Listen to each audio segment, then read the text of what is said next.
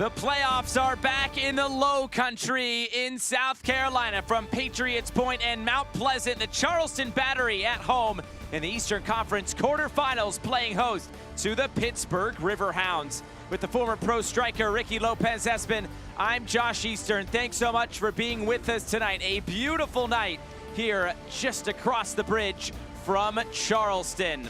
The bracket, this is what it looks like in the Eastern Conference. This is the first matchup up in the Eastern Conference side of the bracket. The winner of our game today will take on the winner of Detroit and Tampa Bay, which kicks off in just about an hour.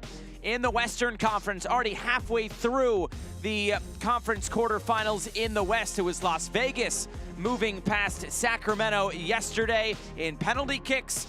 And then earlier today, it was Orange County who got one goal in the 119th minute. It was super late on to take down Memphis 901.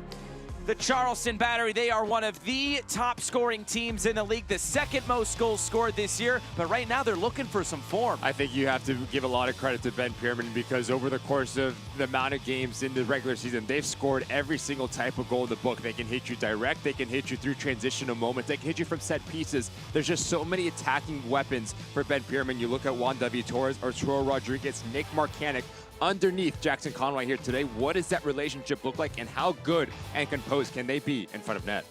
We have the Golden Boot and the Golden Glove winner. First, Nick Marcanic, the Golden Boot winner. We've seen him take a step in his progression in the intentional movement in around that 18-yard box. He understands when the ball to the byline, where to be in around that 18-yard box. And yes, he's ruthless, he's tenacious. And what an opportunity this is to continue his goal-scoring opportunity in the playoff. He needs to be massive for Charleston Battery this afternoon. For the Pittsburgh Riverhounds, they'll be trying to slow down Nick Marcanic. They have the best defense in the USL Championship. For Bob Lilly, they're organized, they're difficult to break down, they're committed to be compact in their defensive structure, and a result of that, now you afford the players high up the field to be those game changers that they are. Bob Lilly has pressed every right button to get the best reaction, not only individually, but collectively, and they come into the playoffs in terrific run of form. We talked about the Golden Boot winner in Nick Marcanic. How about the Golden Glove winner in goalkeeper Eric Dick? A .69 goals against average. We had a really interesting conversation with Bob Lilly, and he said, look, he's grown over the course of the season. On the back end of it, he's been compact. He's been really secure with his positioning and his organizational skills and communication with that back line.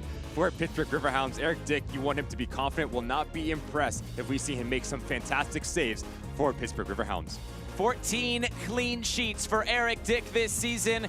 We have a great game on our hands today. The 44th all-time meeting between Charleston and Pittsburgh. Just the third ever playoff meeting. Lineups and first kick from Patriots Point next.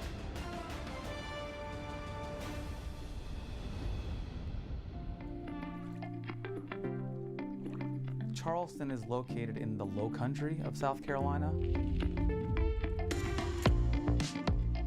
The history here, it runs deep, and you can't imagine being anyplace else.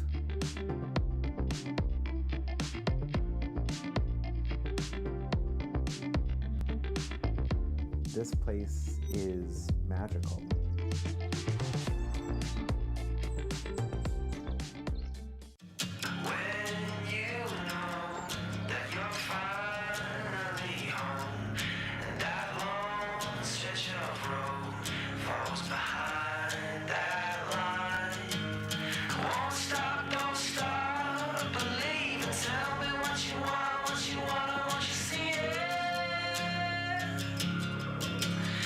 Right here, right now, you can be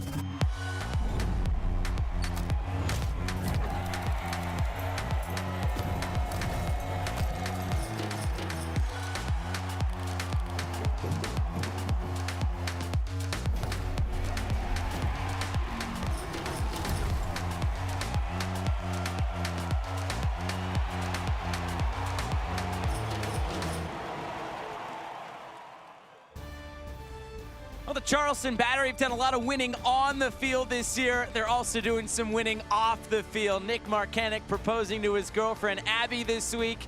The engaged couple just ahead of the playoffs, and of course with their pups on the beach, a great setting for Nick Marcanic to propose to his future wife, Abby, and he is ready to go as we welcome you back inside Patriots Point in Mount Pleasant, South Carolina. It's the Charleston Battery and the Pittsburgh Riverhounds.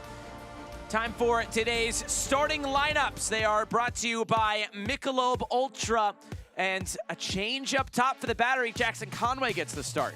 Really interesting for Ben Pierman. Jackson Conway will be the person leading the attack, but it all comes down to that middle three. Arturo Rodriguez has a really good feel of where the spaces he picks up in between the lines, and Malloy will be that single pivot, so expect Jay Chapman to be box to box, but this back line, how compact can they be in their structure at keeping everything in front of them?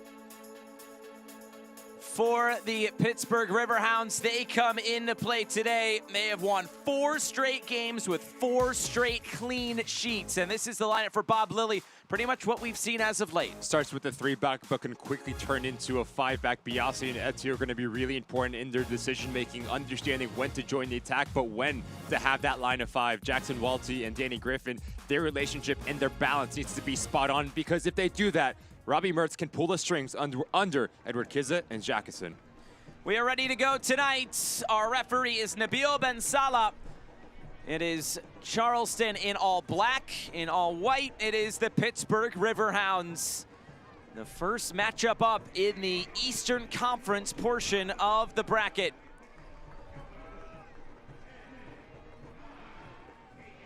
A perfect night here at Patriots Point.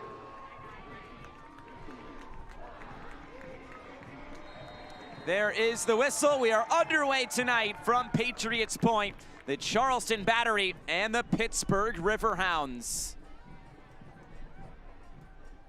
Pittsburgh and Charleston just facing off a few weeks ago. It was in Pittsburgh, and there was heavy rotation in that game. It ended up being a 2-0 win for the Pittsburgh Riverhounds. The only other meeting here this season was a 0-0 draw back on June 8th, one of the few times that Charleston was held without a goal.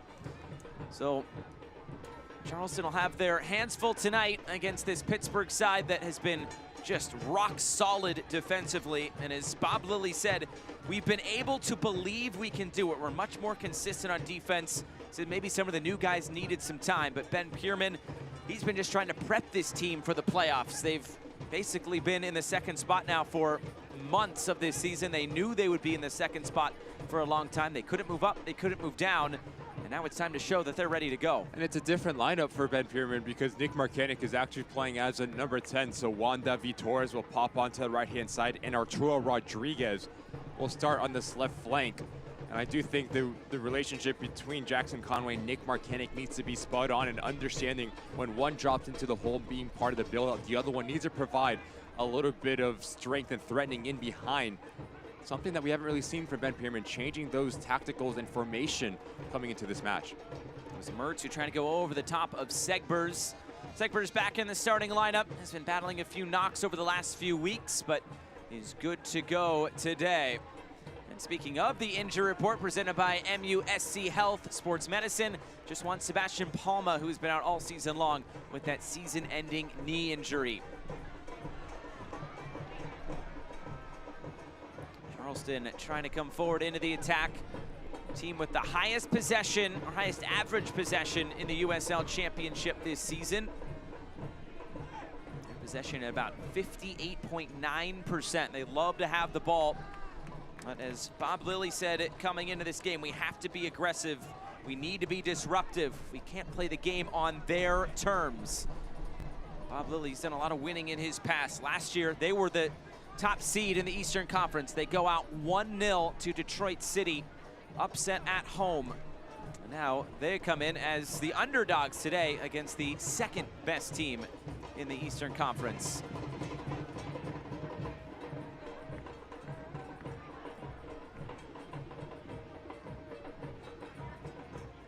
Charleston, the reigning Eastern Conference champions, losing on penalties last year, right on this field in the final to Phoenix Rising. a bit of a different perspective for Ben Pierman coming into this playoff run. He says teams are adjusting a lot more for us. He said last year everyone had lost the day before we played that first playoff game. So they knew that the playoffs are going to run through this Patriots Point, and that's exactly what happened, but in the end, they just couldn't hold that trophy at the very, very end.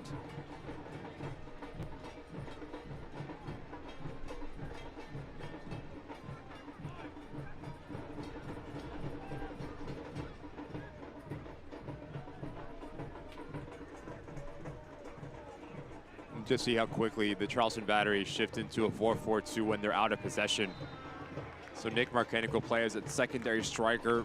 Arturo Rodriguez drops in a little bit deeper, so trying to keep those lines really compact.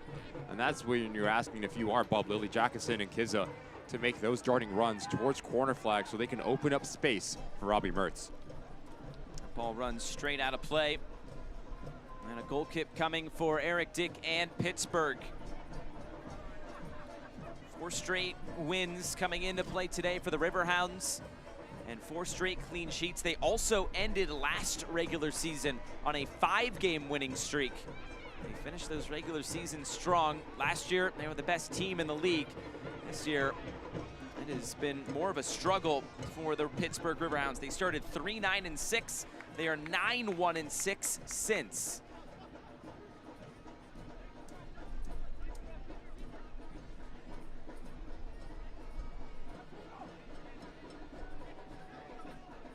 Chris Allen, the throw-in. He gets it back on this left side. And now Dos Santos.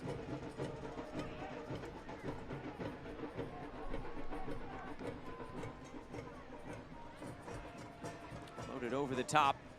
And nothing doing here in these opening 5 minutes for either Charleston or Pittsburgh.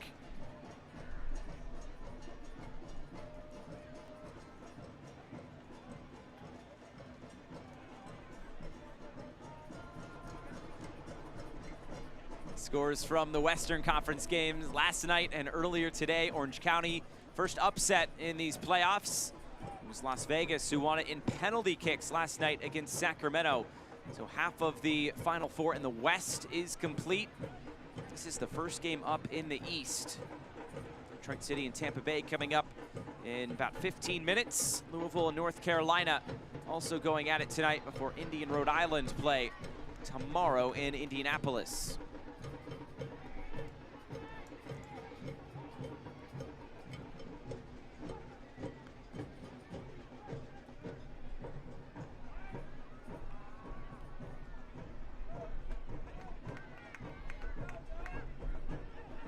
Here's Malloy to swing it around for Chris Allen, who's moved out to left back, a bit of a different spot than where we've seen him at other times this year. Leland Archer out of the lineup, a lower leg injury. He is considered week to week, according to Lee Cohen.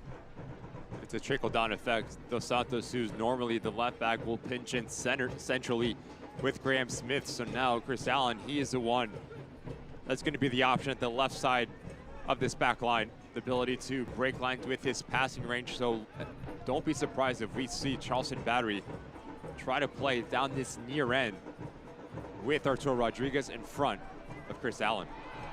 Challenge put in. It was a clean one from Pat Hogan, the former Charleston player. He spent 2 seasons with the Battery. Now in his 2nd season with Pittsburgh. Dos Santos, also a former Pittsburgh Riverhound, as he has come over after a couple seasons with the Riverhounds.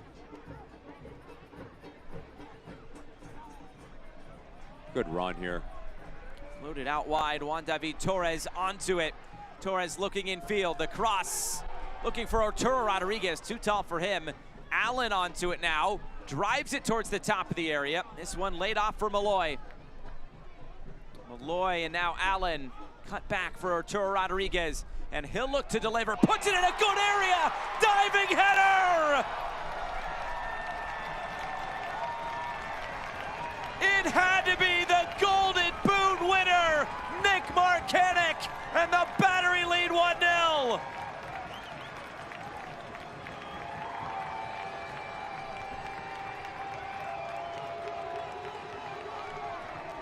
We've talked about the areas that he's grown in 2024. The spaces that he picks up, his movement before the ball arrives is everything. As this ball rotates back across top of your screen, he's gonna get the right body position of Suber. The last second, slashes across, first to the mark, diving header, no chance for Eric Dick. And what a start this is for the Charleston Battery to take an early lead here at home.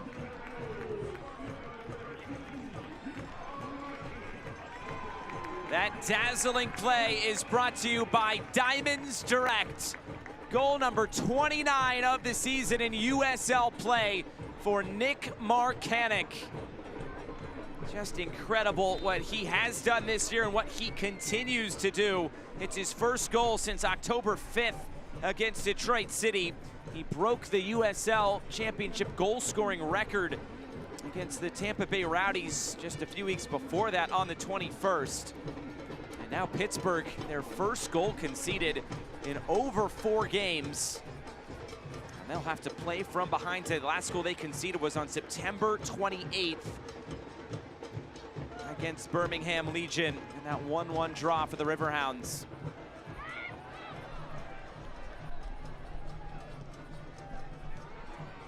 It's going to be a really frustrating one if you are Bob Lilly to concede, because the top priority if you are a center back in that situation is you have to go and attack the ball. You cannot be caught ball watching. You cannot be caught on your heels. That's exactly what happens with Suber, especially with the Golden Boot winner, Nick Marcanic. His movement and the timing when he slashes across is just so impressive. 10 minutes in, 1-0 to the home side. That's what you want in playoff games, your top players showing up. And that's exactly what Nick Marcanic does right away. One of the 2 Western Conference games, no goals, then we had to wait, what was it, almost 120 minutes for the other one. Orange County scoring in minute 116. Today, it only took Nick Marcanic 8 minutes to get on the board.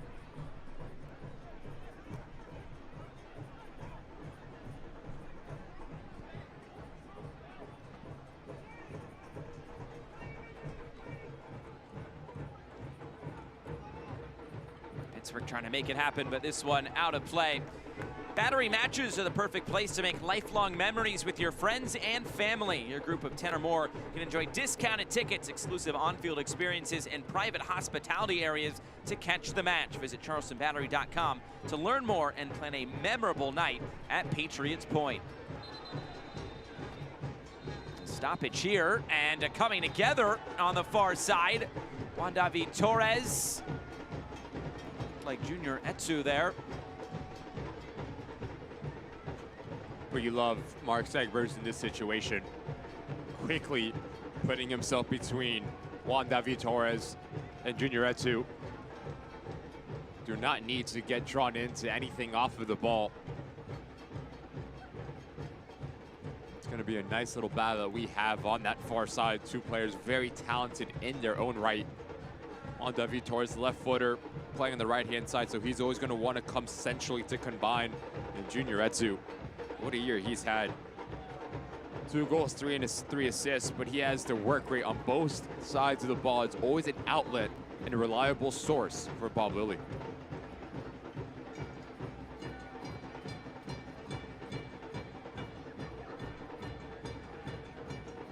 Cooler heads have prevailed here. It'll be a drop ball in the middle of the pitch.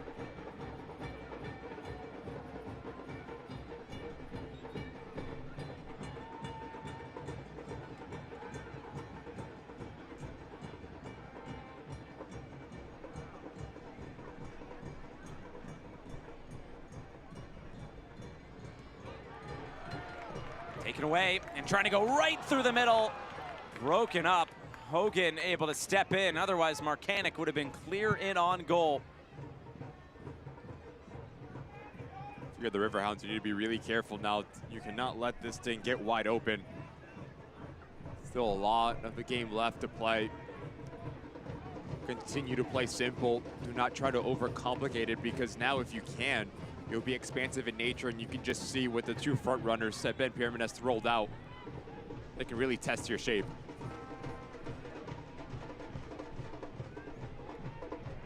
Trying to touch it in fields, and again turned over. Marcanic comes away with it. Now Juan David Torres. Segbers comes forward now for Charleston. Oh, a no-look pass by Torres. He's feeling it ahead for Conway. It's all the way to the end line.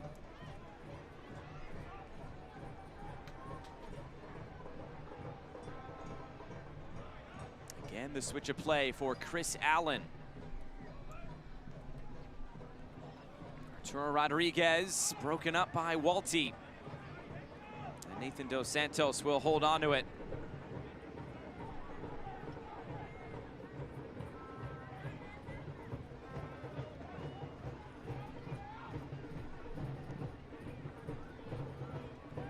Loaded over the top. Pittsburgh come away with that second ball. Nick Marcanic has now scored the opening goal in 9 matches this season for Charleston.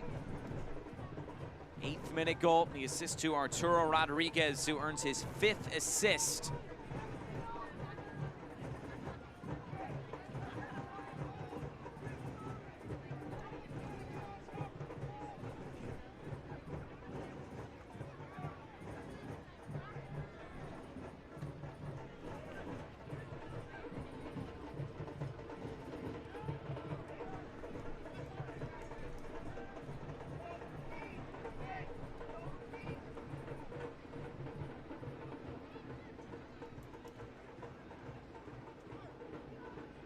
There's Walty swinging around for Biasi. Lal Osumanu. There's Hogan. Play it through the middle. Robbie Mertz. Driven switch of play. Jacquesin tries to cut it back in. Plays this towards the penalty spot. Chance to shoot, deflected. It ends up out of play. It's a corner kick coming for the Riverhounds. Fantastic bit of play. Robbie Mertz, you need him to be influential, but you talk about the composure in around that 18-yard box from Jacquesin to pick up his head to let options, which are Danny Griffin, Robbie Mertz, join the attack. But this needs to be first time when the ball comes back across from Danny Griffin. You do not have the luxury to take an extra touch. Dangerous set piece here for the Riverhounds. Robbie Mertz who stands over it. Mertz with the delivery and the header away. Go quick on the throw-in. Etu lofts it up again. Hogan closest to it, it's still loose. And the header bounces wide, goal kick. These are the types of goals that Edward Kiza loves to score. With his movement, the first to react, to anticipate that Hogan's gonna win this. Graham Smith is beat. If that's on target, that's asking a lot of Adam Grinwis here. Unable to guide it inside that near post. Edward Kiza, he's always an option for the Riverhounds in around that 18-yard box.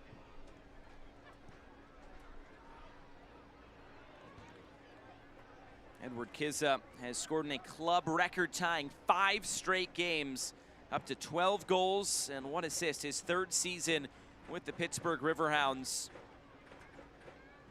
Also played his college soccer at Pittsburgh with the Panthers. Knows a thing or two about soccer in the Steel City. That's broken up in the middle, and play will be stopped here. Looked like Pittsburgh had some momentum, but the referee will decide to blow his whistle. It's Arturo Rodriguez who's back to his feet.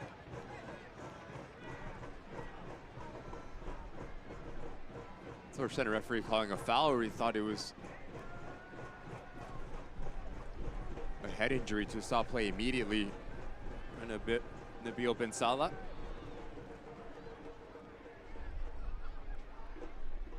Wasn't really anything in that initially.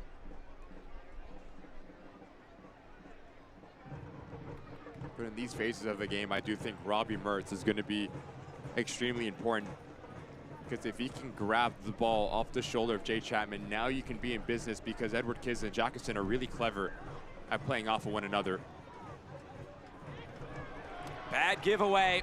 Turned over and tried to catch Eric Dick off his line. Juan David Torres sends it over the bar. Audacious. From the Colombian, picks up his head, sees Eric Dick off of his line, but just takes a little bit too long and just too much air underneath it. I do think if you have a little bit more patience, you can let Nick Marcanic come around the corner and get a better opportunity on net. Again, cutting this infield. Layoff pass. Extra pass for Torres. Deflected out. Corner kick on the way. It's a Pepper Law Firm corner kick for the Charleston Battery. Just so free-flowing, this front line. As Juan David Torres gets on the ball, now Jackson Conway understands I need to be in a central location and an option to play off of. You pop it back. Nick Marcanic requires so much attention, so that frees up Juan David Torres. Just a nightmare to deal with the movement, the freedom that Ben Pyramid's boys are playing with at this moment in time.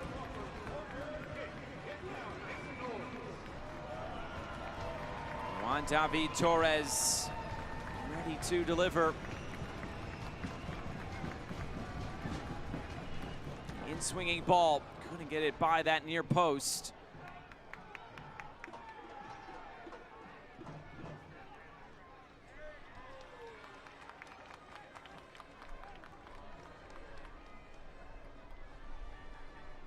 Pittsburgh this year, they have conceded the opening goal 11 times. 9 losses, 2 draws. So Bob Lilly has a big task ahead of his team now, especially in a place where Charleston has only lost 1 time this season. That was against El Paso Locomotive of all teams, all the way back in May. Wilmer Cabrera's first game in charge. Yep. There's that new coach bump they always talk about.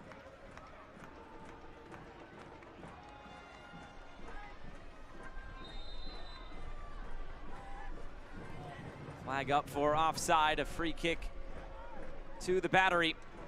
Pardon me, to the Riverhounds. 20 minutes in, and it's the Battery who lead by 1-0.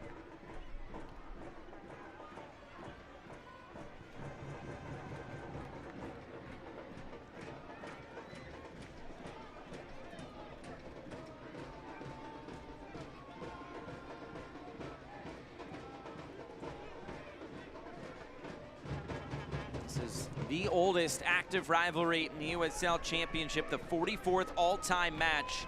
Pittsburgh has only played the Rochester Rhinos more than the Charleston Battery. Charleston right below them. Other most played team is the Richmond Kickers, who really only play now in US Open Cup. This is moved out wide again. Juan David Torres, he's up for this one early. Torres still dancing on the ball, and he'll play it back. The last time these teams met in the playoffs, the 2001 A-League first round, it was Pittsburgh who won the 2-legged playoff. And the Riverhounds moved past the Battery that year.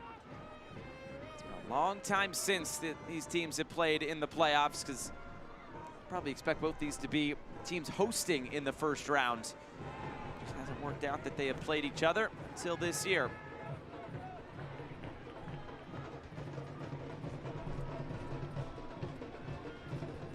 Biasi into the corner. It's cut back for Jackson Walty. Walty delivers, top of the area. Trying to bring that down for Danny Griffin, and broken up. But it's a right idea from Edward Kizza. He's actually trying to play this into the path of Danny Griffin to run onto it. Aaron Malloy redid the whole way. But that's the type of player that Edward Kizza is. The ability to bring players into this game. So if you are Aaron Malloy and Jay Chapman, when the ball gets by you, your defensive duties are not done. You have to have the ability to drop down and double down as well. Big collision there, but play on. Jackson Conway down the line. Conway back for Arturo Rodriguez. There's Malloy.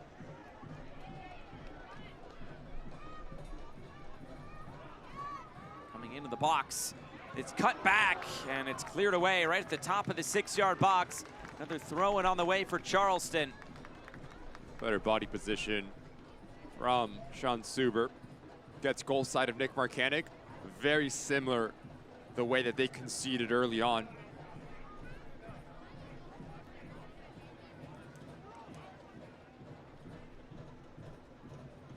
Rodriguez gonna connect with Conway. Broken up again. Jackson. Here's Jackson Walty. And out of play. It's a great challenge. From Nathan Santos, and you just see how animated Ben Pierman is on the sideline because Jay Chapman, Aaron Molloy, 2 times miss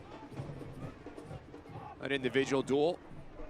Just seemed a bit late at stepping up the double pivot for the home side. So that is an area that if you are Bob Lilly, you recover the ball, you drop both of them to one side of the field, quickly change the point of attack. It's going to be an outlet.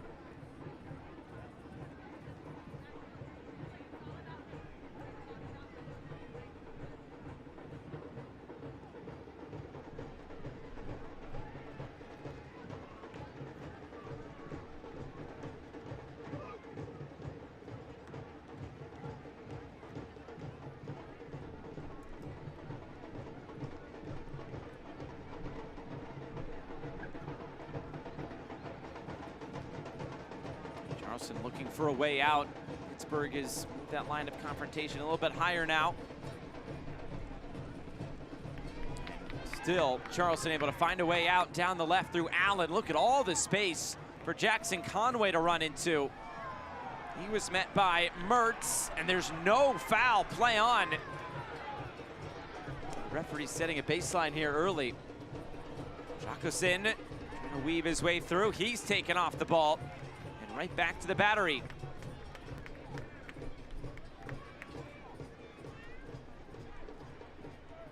Last thing that Bob Lilly wants is this game to get cut wide open, especially when you are down a goal. You do not want to start to chase against Charleston Battery. There's just too good, too many weapons. They can hurt you.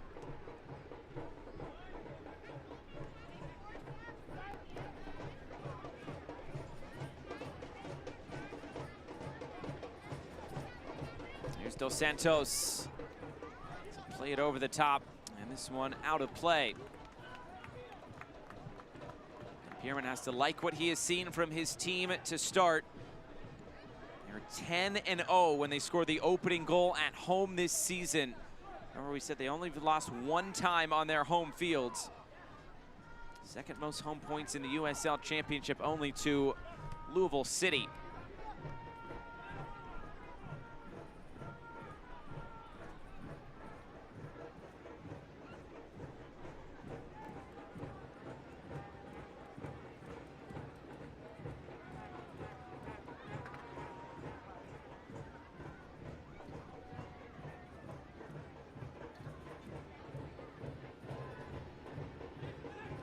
Sumanu floating it through the middle. Kissitt tried to lay it off. Here's Segbers. And out of play, throw into Charleston.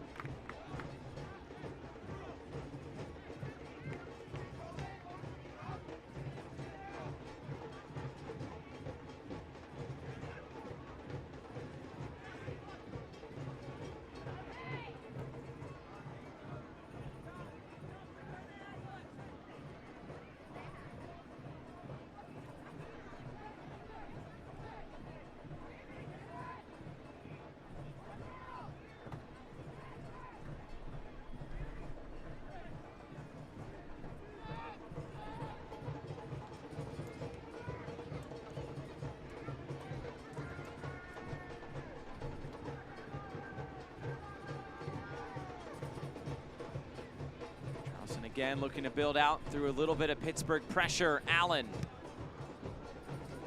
So Sumanu to play direct right to Kizza. Now Biasi's come forward. Biasi trying to cut it back.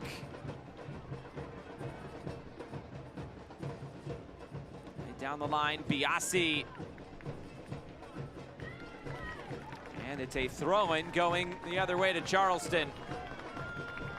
Limiting those crosses coming in. You have to think that Ben Pierman elects to go with Jackson Conway over MD Myers because of his mobility. So moments like this, when the Pittsburgh Riverhounds are stepping a little bit higher, your first look needs to be in beyond. You need to put the ball into space, let him run onto it, because if you continue to play in front of this back line, they're just too good. They'll squeeze this game and they'll continue to force turnovers and try to find Edward Kizza and Jacobson in traditional moments. That might be a little bit of a tactical ever changed for Ben Pierman, and understanding that the Riverhounds will press, especially in wide parts of the field.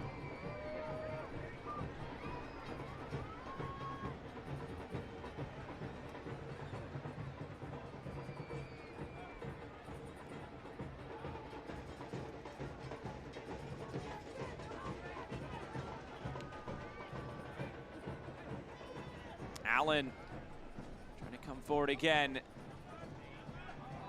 Rodriguez trying to connect with Allen, but turns it over. Jackson Walty keeps it in play. Kiza. And Bertan Jacqueson. Nothing doing for the Riverhounds. Just that one shot so far in this game. It was not on target. Great ball here from Jay Chapman. Torres got his head on it, didn't know where it was, now is able to track it down.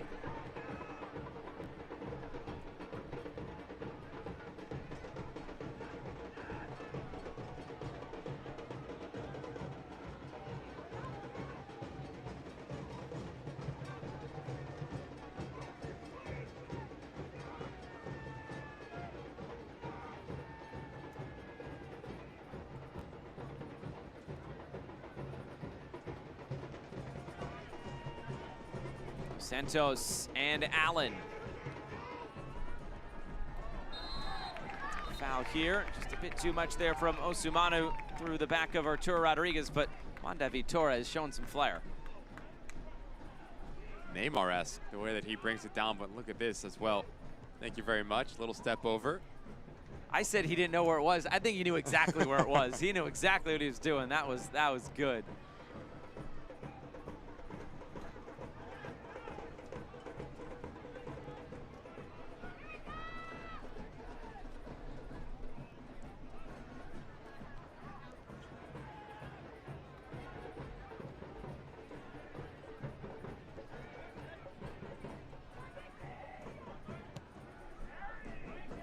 Through the middle, chested down. The referee didn't buy the dive, and Mertz can play up the other way.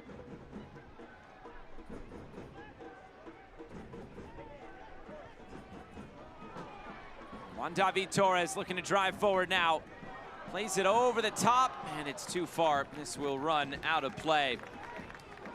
Well, if they win tonight, the Battery will be back at Patriots Point on Saturday, November 9th for the USL Championship Eastern Conference semifinals. Kickoff for that match is to be confirmed, and tickets will be available via SeatGeek, the Battery's exclusive ticketing provider. Get your tickets now and save up to $10 per seat when you buy in advance at tickets.charlestonbattery.com today.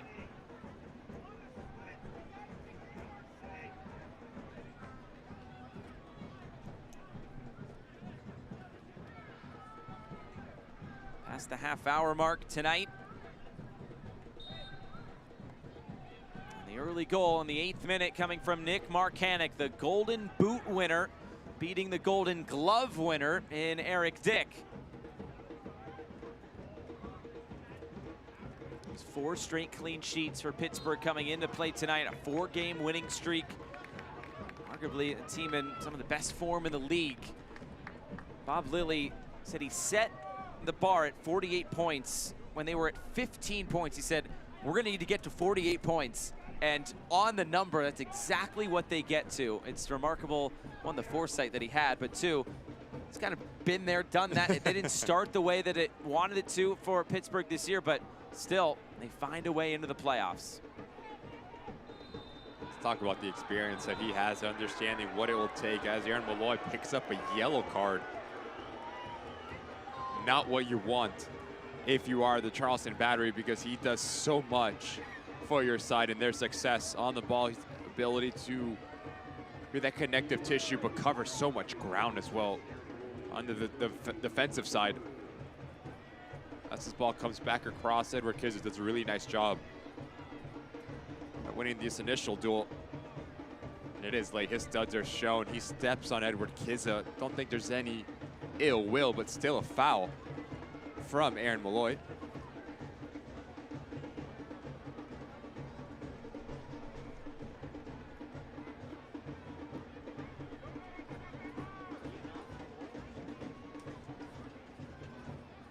really long talk as well. Well, he is the captain, so he gets a few extra seconds there.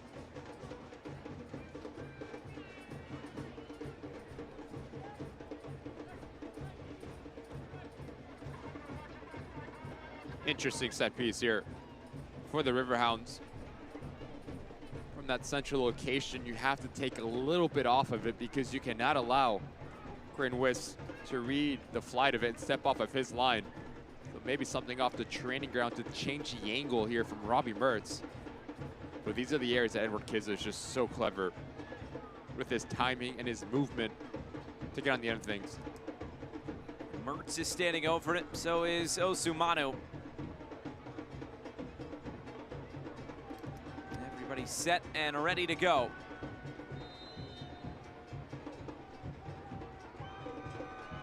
This one floated over the top. It was a good ball in, big collision, and it's out of play. It's Danny Griffin taking the brunt of that challenge with Jay Chapman. Everyone thinks this ball is going to be lofted to the back post, but tries to catch Charleston Battery sleeping and just closes hits at the last second. Give credit to Jay Chapman. He reads it the whole way and beats a run of Danny Griffin just enough.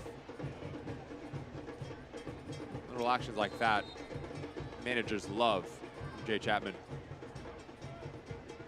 Kicked off at Keyworth Stadium, Detroit City and the Tampa Bay Rowdies. Should be a thrilling match between those two as well.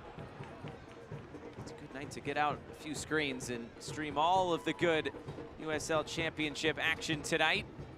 And League One as well. Playoffs underway in League One as well. Walty floating it forward, the header away.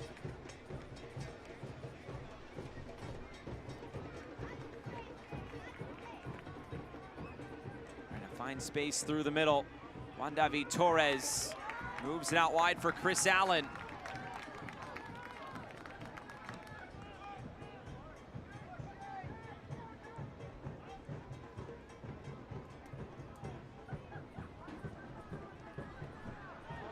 Through the middle, quick strike, and it's just wide. Another good chance from some good real estate. It's Jackson Conway right at the top of the area. Just a step ahead of everyone, seems like Juan David Torres is. As this ball comes back to him, look how quickly he just pops it around the corner. And what I love, he just does not continue. He continues his run. No one marks him. He opens up space for Jackson Conway, and he has Eric Dick scrambling towards that far post. Does not miss by much, but a fantastic little interchange from the Charleston Battery.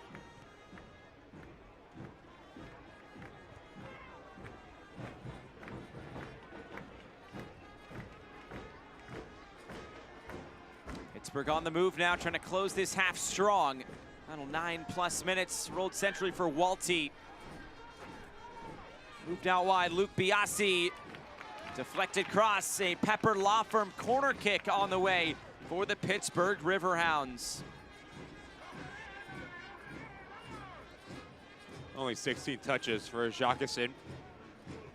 Acquired deep into the season, 5 goals, 2 assists.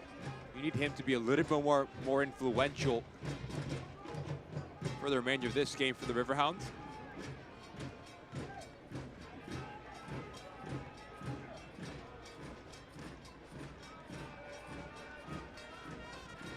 Here comes the corner kick, floated back post.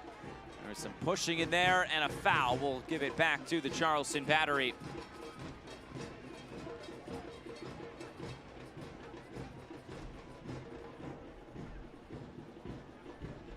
Charleston controlling this one.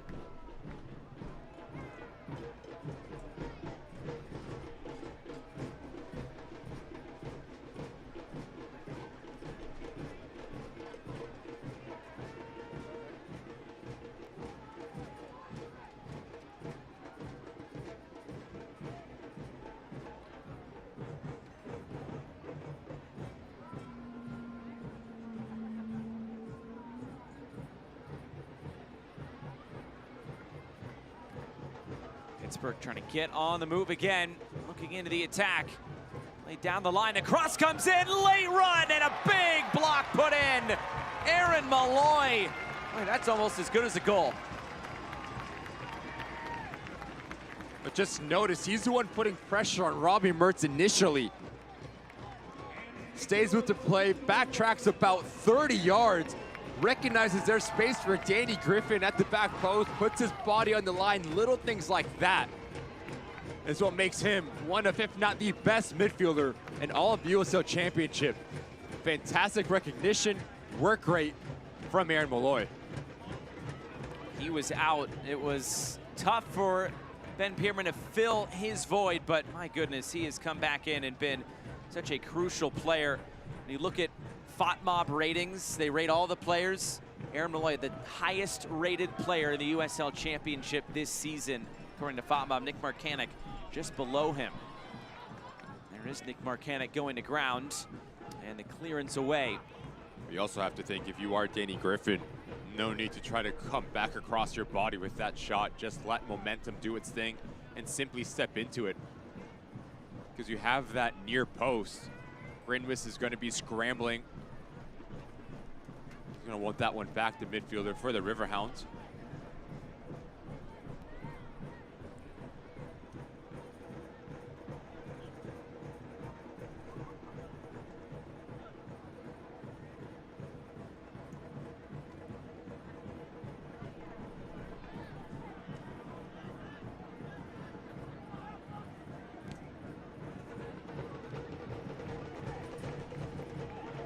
Back in the middle.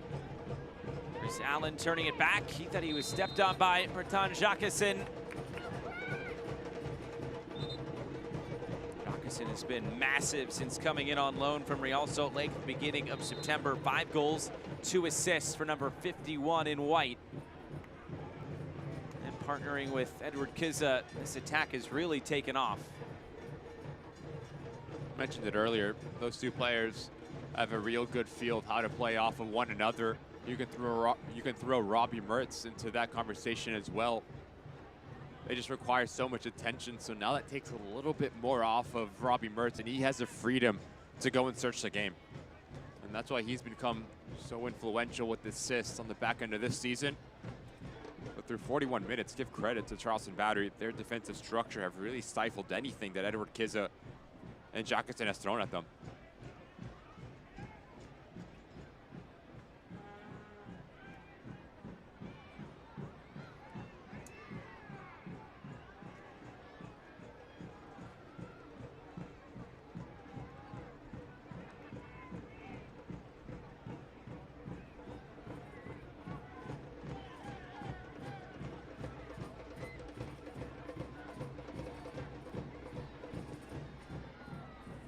Driven ball across and finding space for Juan David Torres. Torres sliding it through, Arturo Rodriguez! Wow, Eric Dick! A massive save to deny a second Battery goal. Reason why he is a Golden Glove winner of 2024, but I love this from Juan David Torres. Continue with the momentum. Osimano just far too narrow, but you talk about a save from Eric Dick. On his toes the whole way, so now he has the ability to go near post, but also to go far post. Down to his left-hand side, extremely quick, using all of his frame to deny and steal the second goal for the Charleston Battery.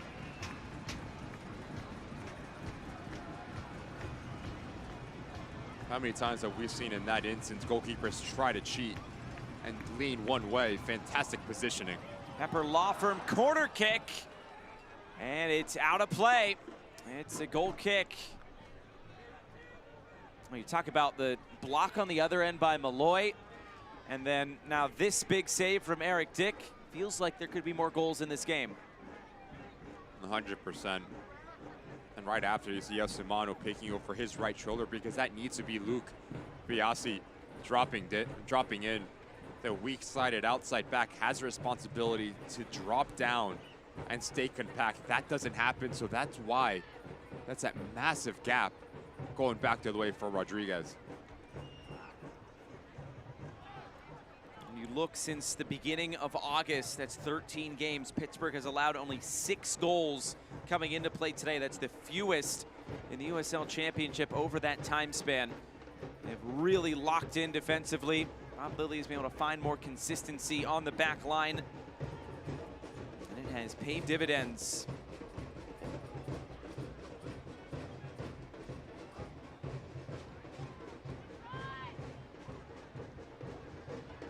Touched into space, and now moved out wide, across, blocked.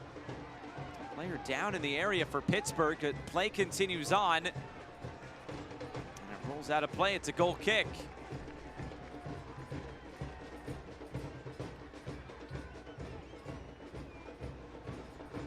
Supporters making some good noise tonight, banging on the drums, trying to make this a good home field environment for the Battery. Such a great atmosphere at Patriots Point.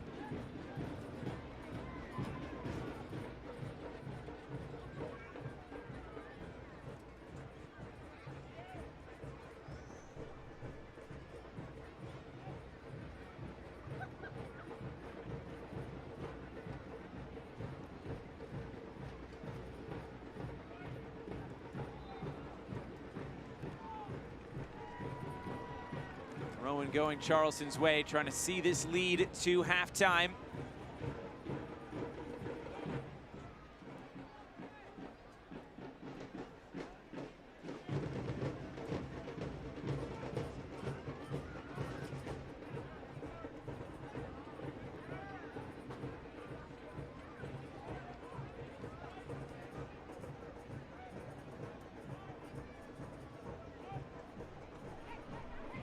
Malloy surveying things in the middle and connecting with Arturo Rodriguez.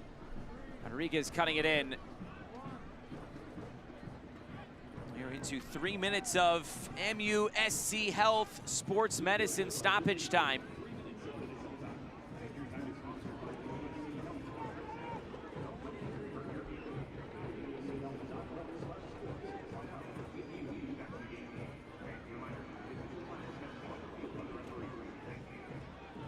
Back in the middle, and now played over the top. Bertrand Jacquesson onto it, cuts it in. Jacquesson shot is right down the middle. Easy for Grunwis, and Jacquesson knows he missed a good chance there. But it starts with this first-time ball from Robbie Mertz. Plays into the path of Danny Griffin, and now he has the whole field open.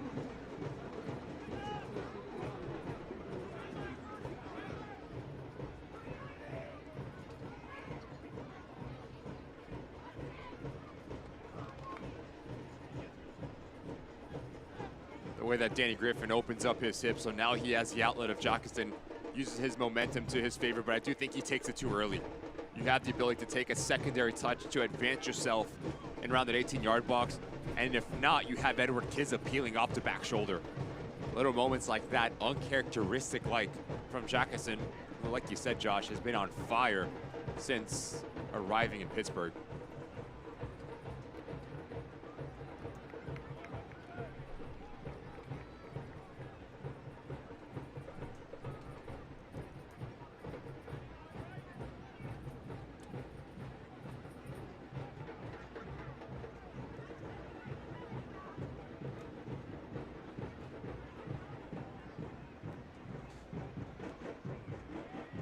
Another throw-in on the way for Charleston. There's 1 minute left in this first half. Battery getting on the board early on.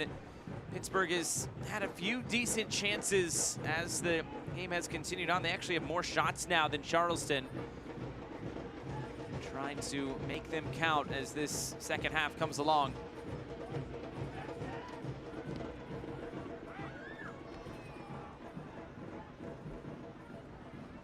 Keeping our eye on Detroit and Tampa Bay. Winner of this game plays the winner of that game. It's underway at Keyworth as well, under the lights.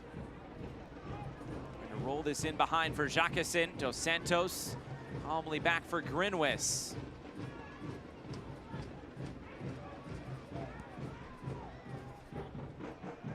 Long through the middle. Gonna connect with Jackson Conway. Haven't called Nick Marcanic's name a whole lot aside from the goal. Obviously, that's a pretty big mark in this game, but I'm sure Charleston want to get him a few more chances in this game. And we have reached the break, and it's Nick Marcanic's diving header, which is the difference going into the 15-minute intermission. I think if you're Bob Lilly, there is a lot to be proud of. Yes, you're down 1-0, but you're actually really good defending. And you haven't really given any Nick Marcanic an opportunity. And there's been actions that you've had the ability to draw even with Jackson and Edward Kids. You're just looking for a little bit more composure into that final third. And for Charleston Battery, if you can get that second goal, now you set yourself up for success, all to play for in this next 45 minutes. We have reached the break from Mount Pleasant, South Carolina, and Patriots Point. It is the Charleston Battery with a 1-0 lead heading into the break over the Pittsburgh Riverhounds. Stay with us for halftime.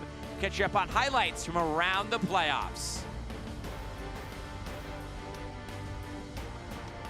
Innovation means training tomorrow's leaders in the latest technologies, because we know the next idea to change the future of medicine may well come from them. At the Medical University of South Carolina, innovation is who we are. Hola. ¿Alguna otra cerveza? No, Michelob Ultra. Ok, ahora vuelvo. Every lottery ticket purchase keeps education in our state moving forward. Like in 2005, when lottery proceeds helped purchase new school buses that kept South Carolina students on the road to success. Because arriving safely to school every day is the first important step on their journeys to the careers and lives they've always dreamed of. When you play the lottery, you're helping fund the futures of students all over our state, which is why education is our middle name. Innovation means developing novel therapies for patients today and taking the first steps toward life-changing discoveries decades in the future. At the Medical University of South Carolina, innovation is who we are.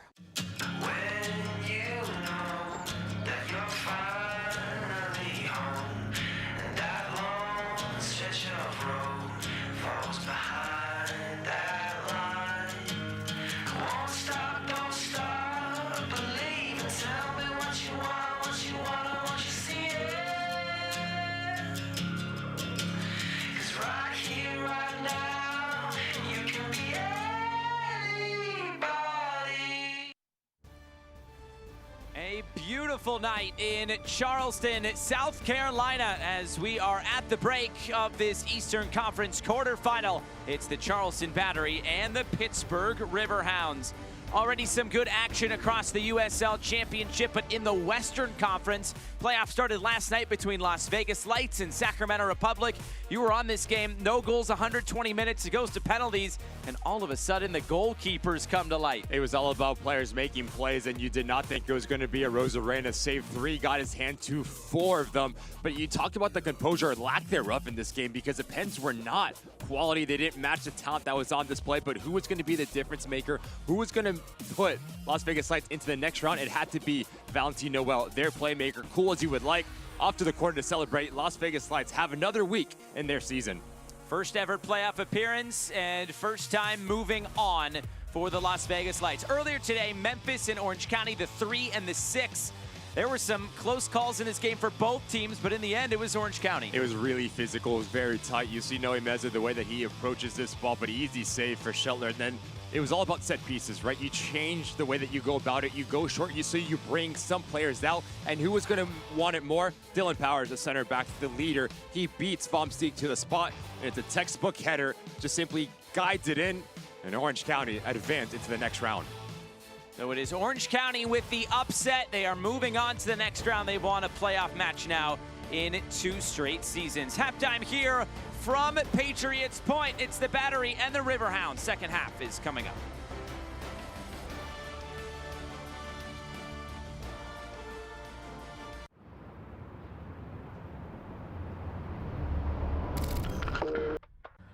Yeah.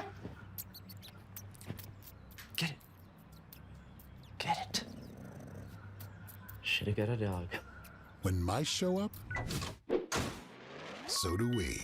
Terminix it.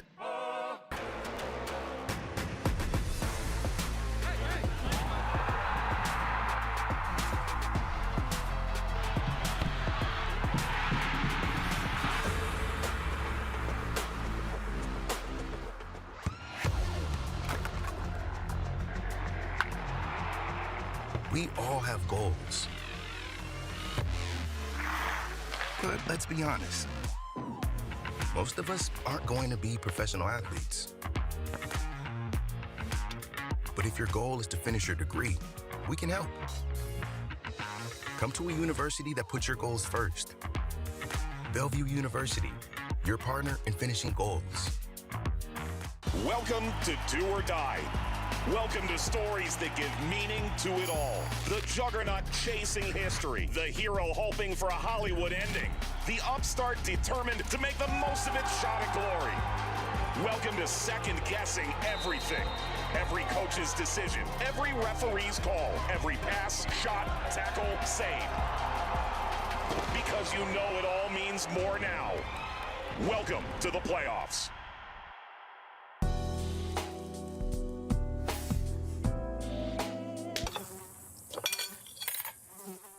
When mosquitoes show up, so do we. Terminix it. Yeah, trick. I said what I said. I'd rather be famous instead.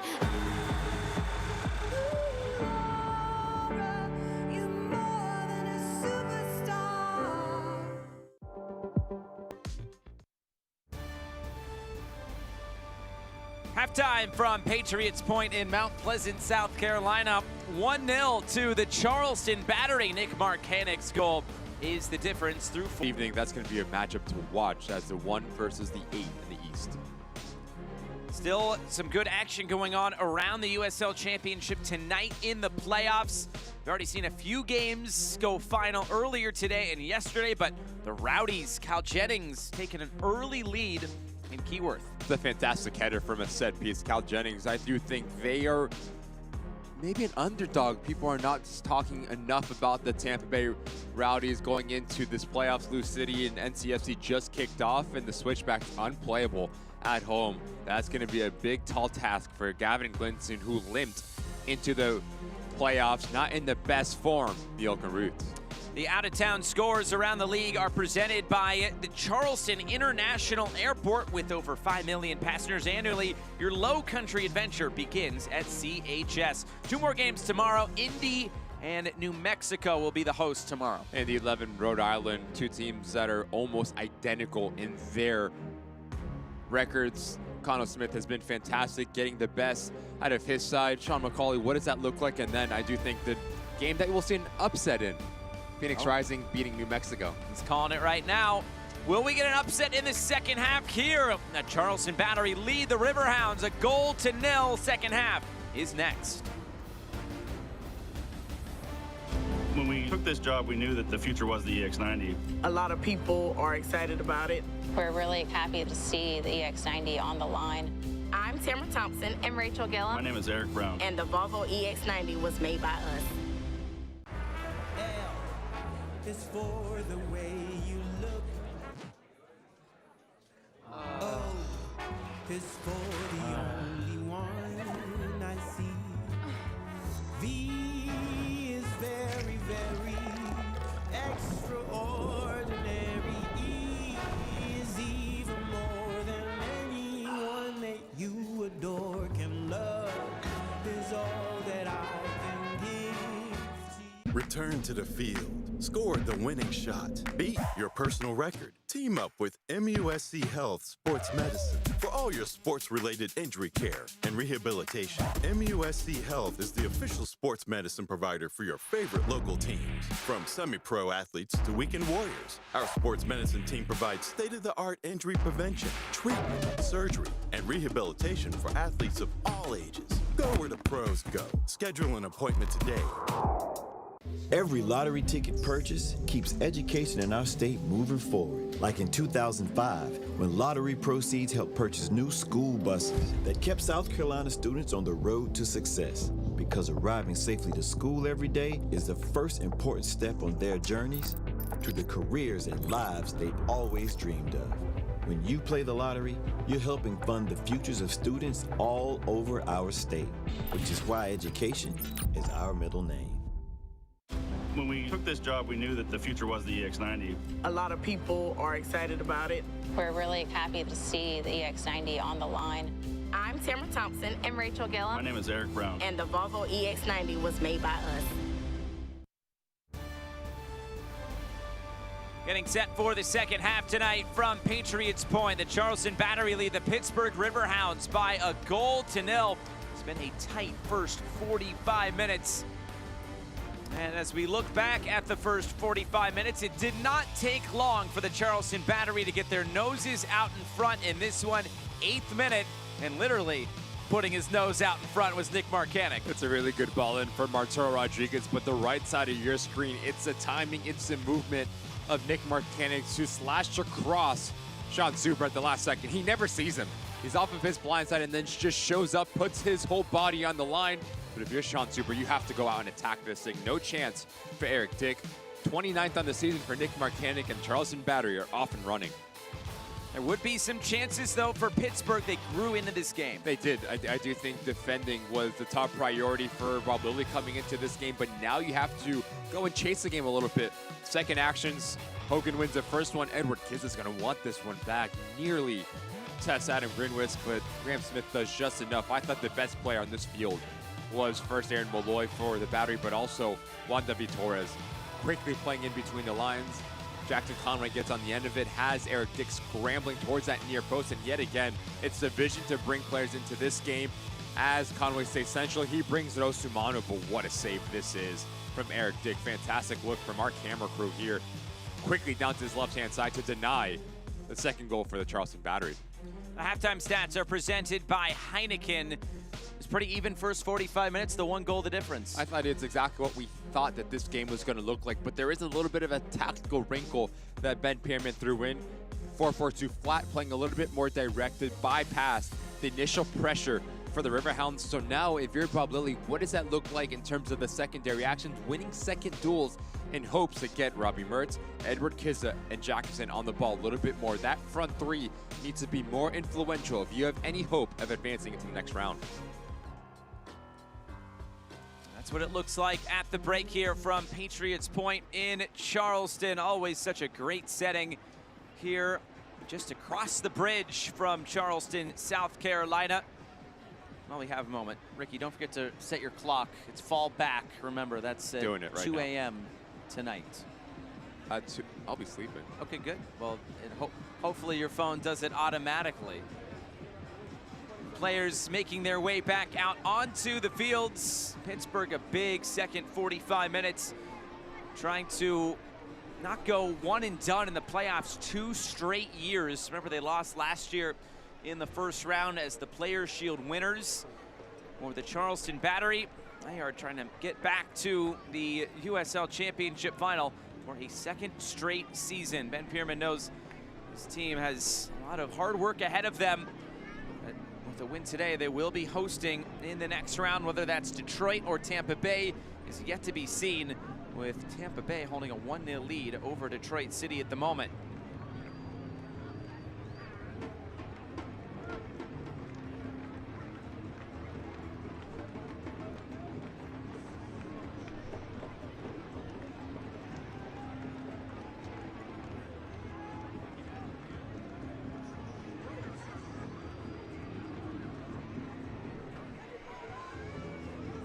Waiting for Pittsburgh players. We can get this second half underway.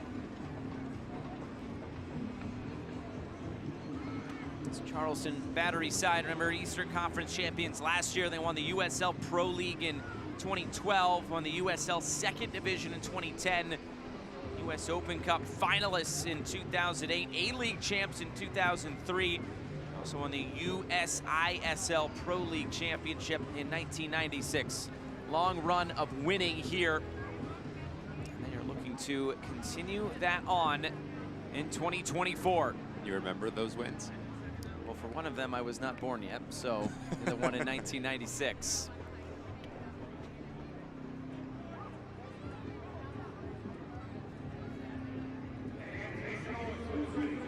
Waiting on the whistle from Nabil Ben Salah and get this one underway.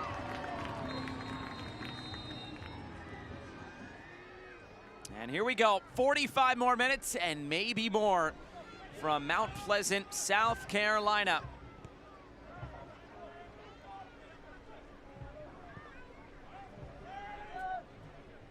Put it over the top. Kizza went to ground, gets back to his feet. Kizza moves it along. Shot is blocked.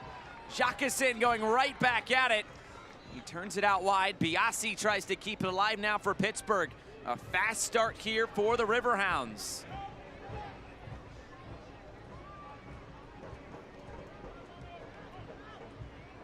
That's exactly what Bob Lilly would want from his side.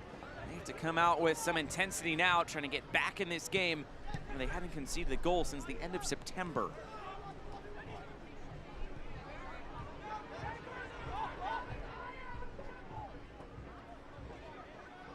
Just have a bit of a different feel coming out of the locker room. This Pittsburgh Riverhound side, the ball's moving a lot quicker. The spacing seems to be a little bit better. So whatever that Bob Lilly said.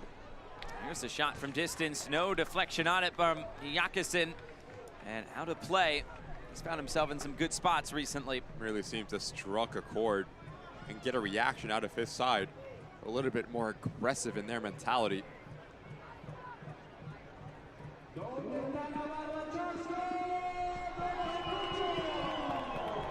Two games now in action aside from this one. Detroit and Tampa Bay, and then Louisville and North Carolina is also just kicked off.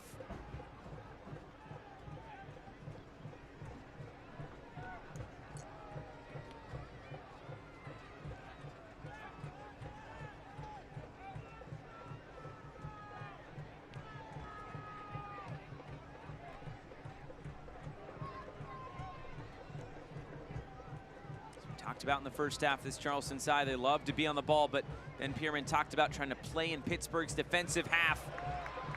Here come the Battery, trying to weave through, putting a defender on the turf, continuing on the cross. That'll be tracked down in the corner by Torres. Juan David Torres turning the corner, cutting it in fields. It's out of play, and it's a Pepper Law Firm corner kick on the way for the Battery. Just so many weapons for this front three for Ben Pierman. The freedom that he allows his players to play into. The ball moves quick, off the ball runs. Arturo Rodriguez outruns Osumanu, sends Hogan down. Now you're asking just for a little bit of composure, just slow yourself down. The momentum takes him a little bit too far, cuts down the angle. As a result of it, you win a dangerous set piece early on in this second half for the Charleston Battery. Juan David Torres, the in-swinging ball, puts it in a good area, and the header is clear. Aaron Malloy chases after it.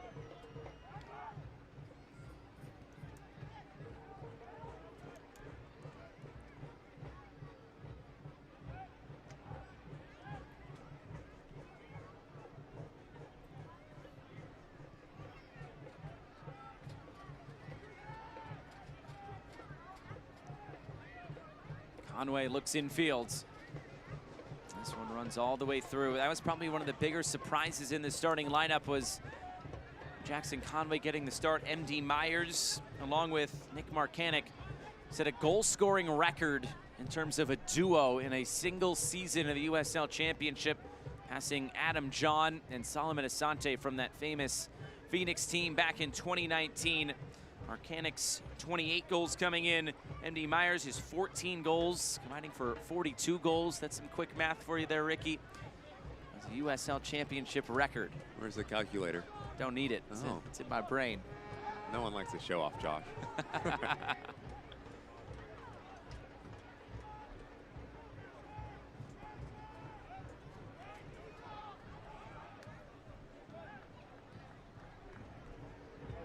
Through the middle and taken by Adam Grinwis.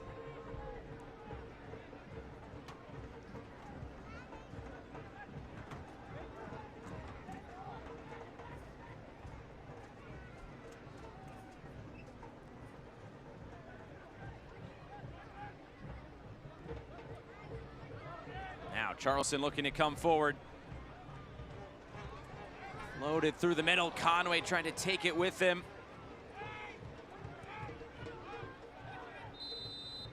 And a whistle here will send it back the other way.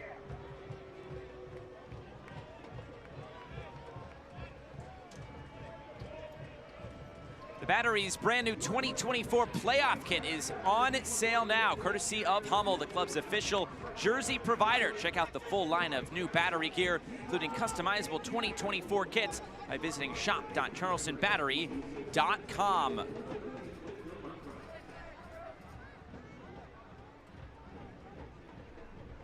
Charleston Battery wearing those new playoff kits here tonight. Hummel does such a great job with all of the kits that they have here in the USL Championship.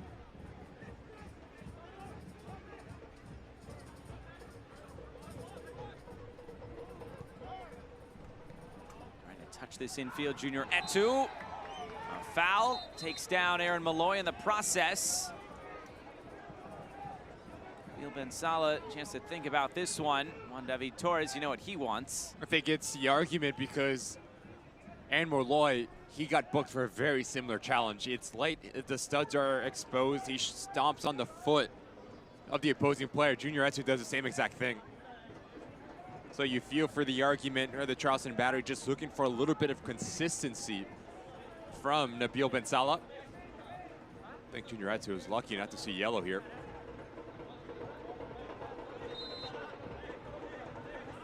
We said we'd keep you updated with some scores tonight, and we have a big one.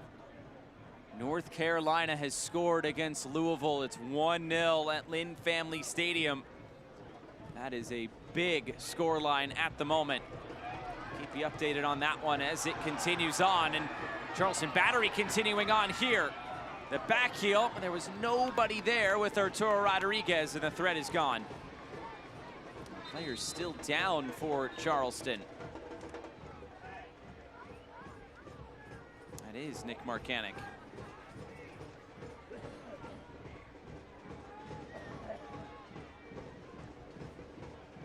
How about the road teams?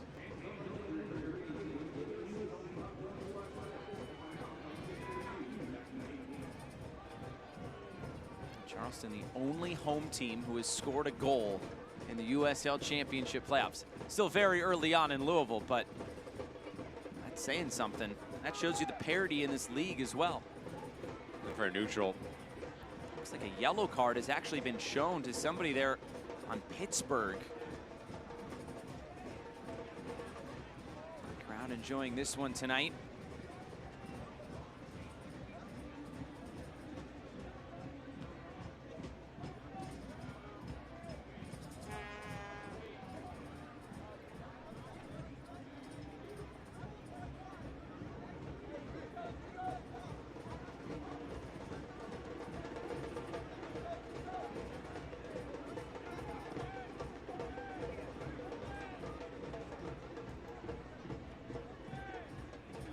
Hogan Taki with Nabil Bensala. Maybe I was just seeing things. Maybe no yellow card. Marcanic back on his feet. That's good news for the Pittsburgh Riverhounds here. And the Charleston Battery are trying to keep this lead.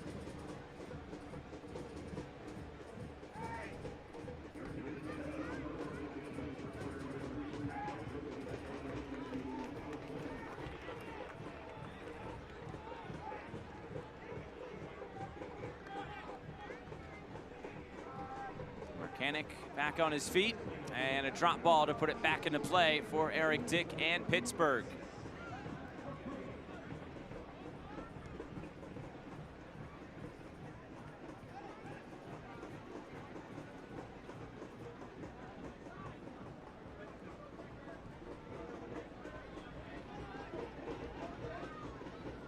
There's Juan David Torres moving it around for Charleston.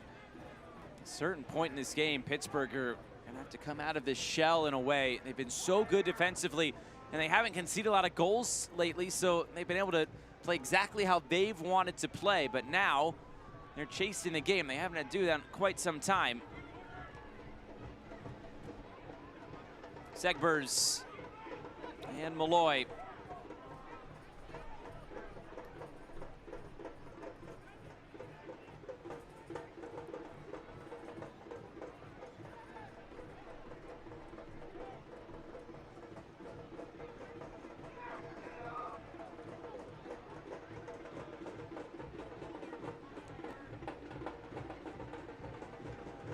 Malloy in space in the middle for Charleston. Moving it out wide, Segbers for Juan David Torres. Looking to slide this one ahead, chance to shoot. It's right at Eric Dick. Nick Marcanic denied. Really clever movement. First from Juan David Torres, who comes centrally, so that what that does, that pulls out Graham Smith, that opens up a lane on the back end of it. Nick Marcanic really cleverly, a reverse run, but a really difficult angle to try to beat Eric Dick with your least preferred right foot from that distance.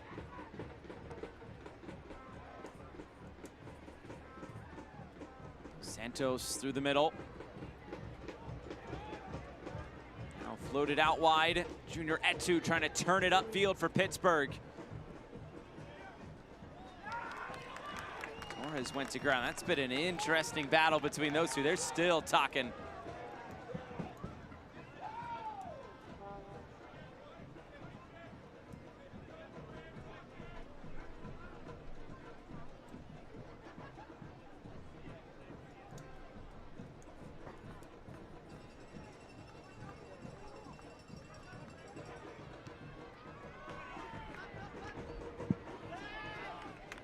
Headed out of play.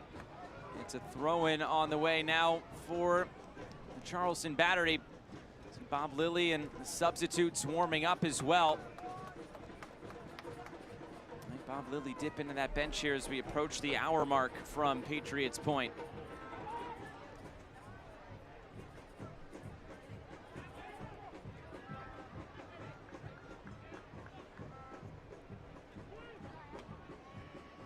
Again, looking to cut this infield. A couple of fortunate deflections. It's Mertz trying to swing it around to the far side. It's broken up. Arturo Rodriguez.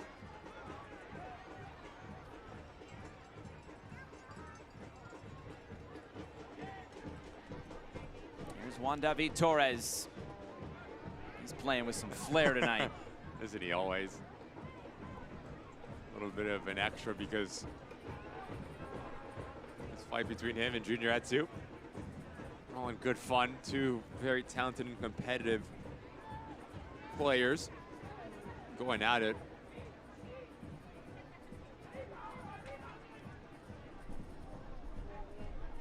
Juan David Torres, it's such an interesting story in his first season here in the United States, playing professionally and with the Charleston Battery. We'll get to that in a minute. Here is Allen coming forward. Cross bouncing in. It's still loose. Conway didn't know where the ball was. Now he tracks it down, but it's too late, and Pittsburgh can look to play out. It's interesting. Juan David Torres, he's talking to Ben Pierman, said he showed up for a trial, and he said no. Ben Pierman said no. Showed up again, asking to train, said no again. Then they had a connection through a local family member. Ben Pierman said, okay, let's try out. And then all of a sudden you say, I think we got to sign this guy. They ended up signing him up, and look at what the player that they have found. Ben Pierman calling him an exceptionally gifted footballer. His good flair, which we've seen tonight, great vision. He says he has some pride and passion within him as well. And boy, we have seen that tonight in spades with Juan David Torres.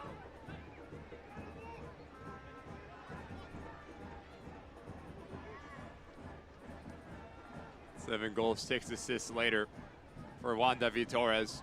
Seems like a fantastic signing for Ben Pierman, but you just see his quality, how comfortable he is on the ball.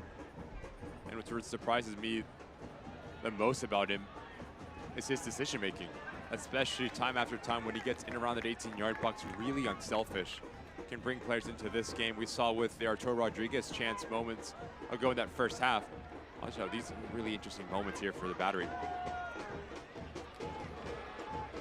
Juan David Torres cutting it in. Torres went with the power there. It was blocked. It's turned back out wide. Segbers trying to keep it in play.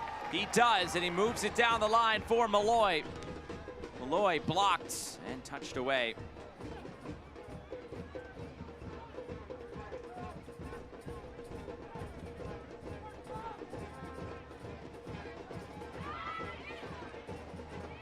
Nearly turned over, but nothing doing.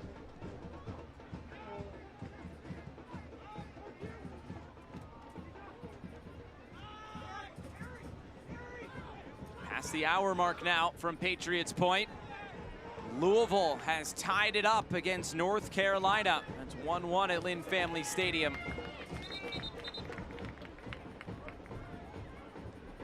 Pittsburgh Riverhounds having a really difficult time over the last 10 to 15 minutes of just finding a pocket presence underneath Edward Kizza and Jackson. That's when you need Robbie Mertz to become a little bit more available in the build-out phase. Hasn't been clean enough in terms of your decision making. Robbie Mertz is having a conversation with Nabil Ben Salah.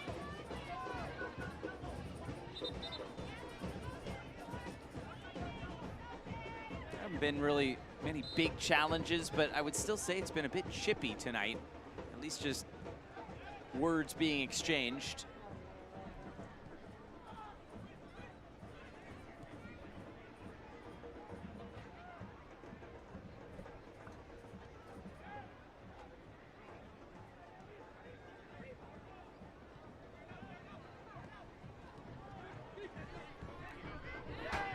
Down to play, and it looks like subs preparing here for Pittsburgh in the next few moments.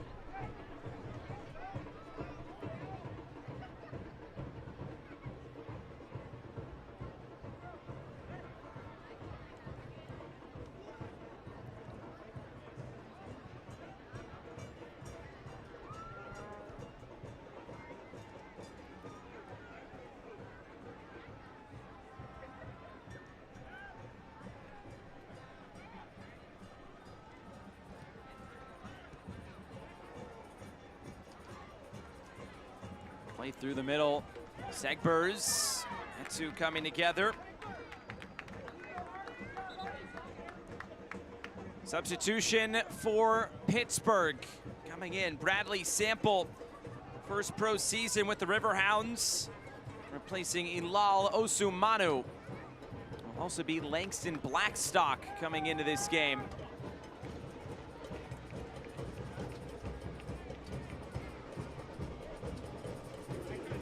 Junior Etu is coming out. I don't think that one's a huge surprise. He's been talking, he's been into some challenges, and now Etu replaced. Bradley Sample will play centrally next to Danny Griffin, so that drops Jackson Waltzy on that back line. Blackstock affords a little bit more in the attacking sense for Bob Lilly.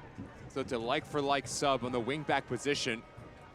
But now you have a little bit more security essentially with Sample, his relationship, and Danny Griffin. Robbie Mertz will push up a little bit higher with Edward Kizza. Now you start to see Bob Lilly understanding we need to go and chase this game. We need to produce a little bit more in the attacking phase. It's been far too easy for the back line of the Charleston Battery.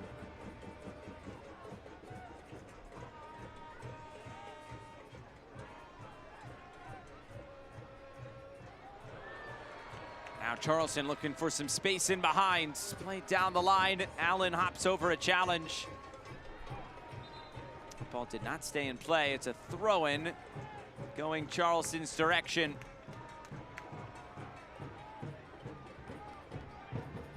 In the second half so far, just 3 total shots. Charleston's 1 was on target. Neither of Pittsburgh's 2 have been on target.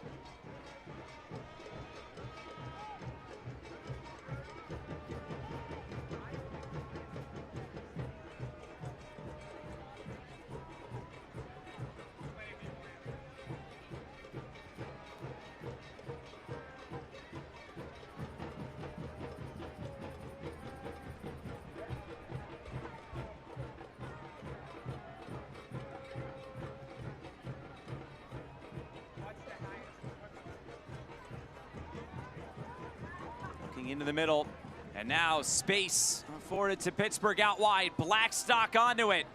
Langston Blackstock went for the curling effort. It took a big deflection, and that ball stayed in play. That is great work there on the far side by the Battery to keep that alive. As Louisville has added another goal. They have now taken the lead at home against North Carolina. That's exactly why you bring in Blackstock into this game. If you are Bob Lilly, 1 goal, 4 assists on the season, but he gives you an option to go 1v1. And now you force Juan David Torres to do more of the defensive side of the ball. Oh, good work by Sample to keep this alive. Kizza going to get a shot away. Sample chasing hard after this. He gets there and he earns a free kick. That is great from the rookie, Bradley Sample. But it's frustrating from Juan David Torres, the way that he goes into this challenge. A bit too cute. Bradley Sample, full head of steam, wants to win the individual duel. And finds his side a really interesting set piece with Robbie Mertz standing over it. So you want this ball to land right on top of that 6-yard box. If someone can deflect it, it's a nightmare for Grinwis with the traffic oncoming. If not, can squeak into that far post.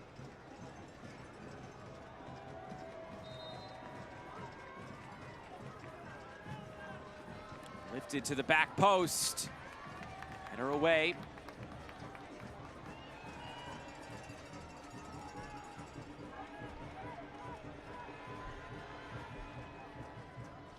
Move down the line. It's floated up to the back post. Grinwis is there. Just need more from those opportunities if you're Bob Lilly against a team in Charleston Battery that's only conceded 35 goals. Too much air. First from Robbie Mertz, then from Jackson Walty.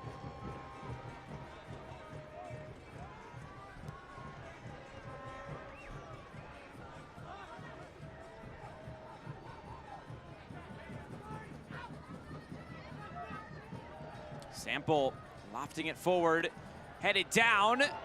Chance to let this run through. Jacquesson shot is blocked. Dos Santos. A few big defensive blocks tonight from some Charleston midfielders and defenders. This one ends up out for a corner, a Pepper Law Firm corner kick. And it's just a feel from Jacquesson, understanding Chris Allen is like for like with me and extremely tight. So if I let this ball come across my body, I can create a little bit of separation. Exactly what I'm talking about. This ball pops in. Look how he just lets the ball run across. Uses his body, a little bit of a feint, but that is fantastic. And sacrifice from Nate Dos Santos, putting everything on the line. Mertz with the delivery. The heads go up.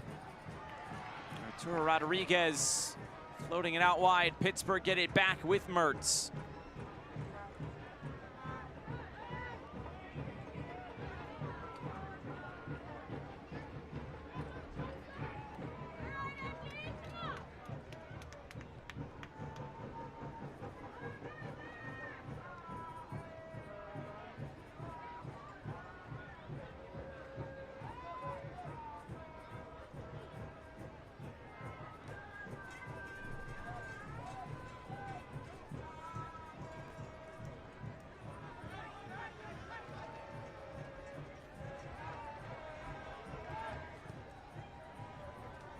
Laid over the top, chested down. Bradley Sample looking to deliver out wide again. Comes back in, Suber lifts it up, flicked header. Dos Santos gets it away, Sample back in the middle, Mertz the extra pass, Griffin blocked! This defensive effort from Charleston has been tremendous tonight. And now a foul and a free kick going the way of the Battery. Talked about the importance of secondary balls coming into this second half. Really unselfish from Robbie Mertz. He has everyone fooled. The decision making to put into the path of Danny Griffin. But yet again, Jay Chapman, Mark Segbers leaving their feet, doing everything possible to not allow this thing get to Eric Dick, and that's not what you want if you are the Charleston Battery in Ben Pyramid. It's the second time he's been down tonight. Golden Boot winner, likely MVP of the USL Championship. That does not look good. To take a look at his goal, which is the difference thus far. As an attacking player, you always want to have the ability to get goal side, but the way that he does it is just exquisite. Starts on the blind side of Sean Suber. Last second, dives across, and to get it back on target, great goal from Nick Marcanic.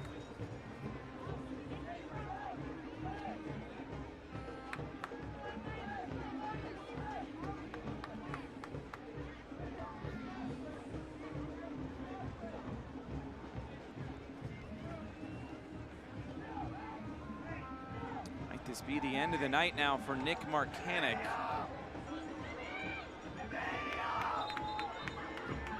Charleston was preparing a sub. That sub has since been held back. Andy Myers looks like he's about to check in along with Emilio Icaza. For who is the question here? First one off will be Jackson Conway.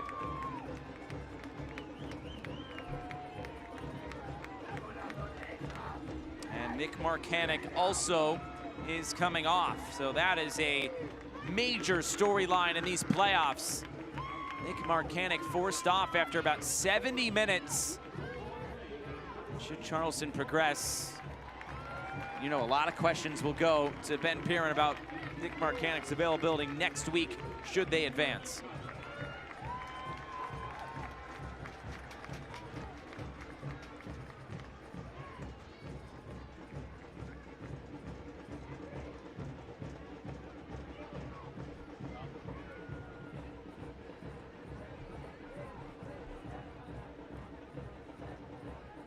Icaza plays centrally now underneath MD Myers, who's a different profile of Jackson Conway. Maybe not as mobile, but he has the ability to hold up the ball, which is going to be really important for Charleston Battery to relieve some of the pressure.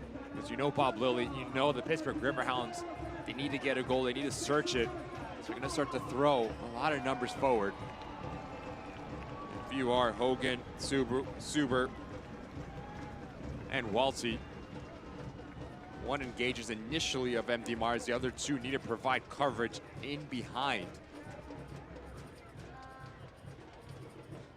Corner kick coming here for the Charleston Battery. It's a Pepper Law Firm corner kick on the way for Charleston.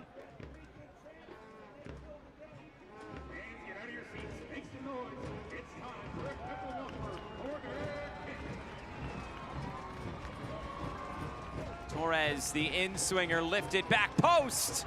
Eric Dick, what a sprawl out and hold on to that one.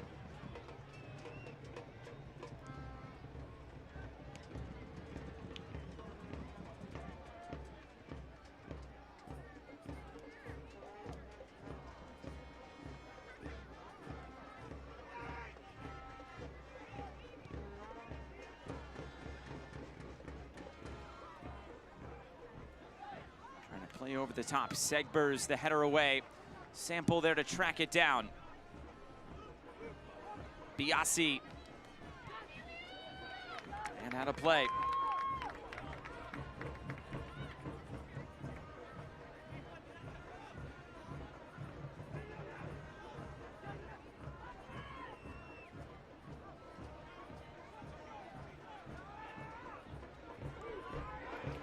Touched ahead, Myers, the return ball, Torres, there's Icaza, and they keep it moving. Arturo Rodriguez, Allen coming into picture, Torres through the middle, Myers on the turn, Icaza, there is no penalty, and Pittsburgh play on.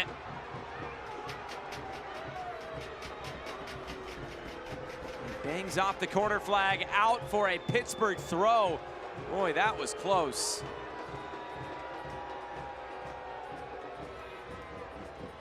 It starts with this first-time ball from Juan David Torres. And as he causing it, that's a foul. That's a clear foul. Danny Griffin comes across, no play on the ball whatsoever, takes out Icaza. Clear cut. Big question mark how Nabil Ben Salah misses this one right in front of him as well. Ben Piran cannot believe it, giving our fourth official an earful, and rightly so.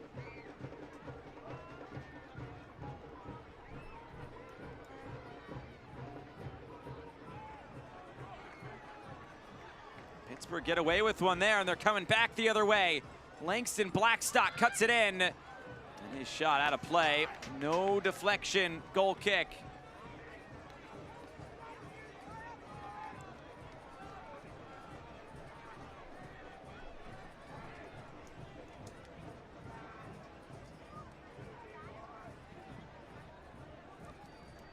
Now all 4 games tonight as we look at this first. Asking for a deflection. Does Nate DeSantos touch it a little bit? Really difficult to tell from that angle. All 4 games tonight now in action.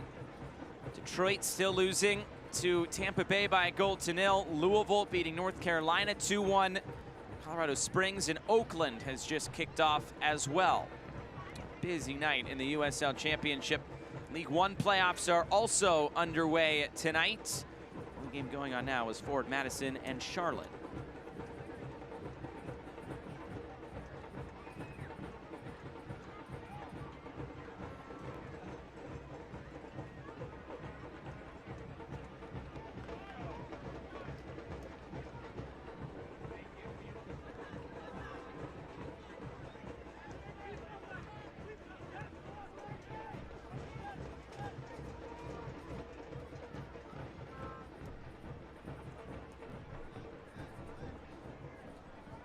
For the long switch of play, Torres directs the header out.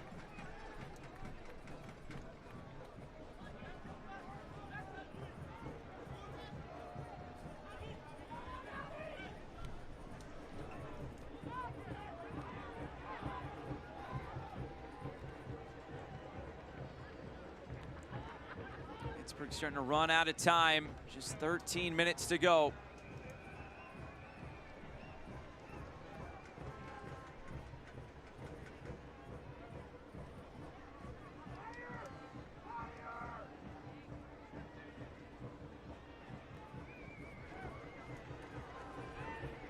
Played long over the top. Biasi, good touch to bring that into his grasp.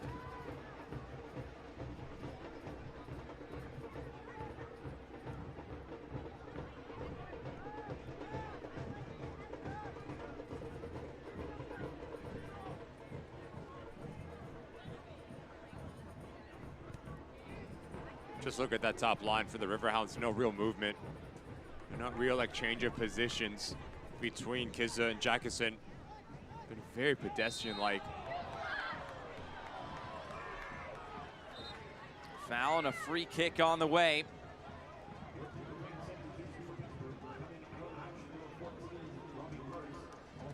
And subs on the way. Robbie Mertz will exit. Leonardo Forbes is coming on. Abakar Dien is also entering this game. Bob Lilly, a chat there with Robbie Mertz as he exit. Will also be Bertrand Jacquesin exiting for the Riverhounds. Never really found the game. Jacquesin had a really good opportunity in that first half, but besides that, it could be a bit frustrating for the RSL loanee. Leonardo Forbes on.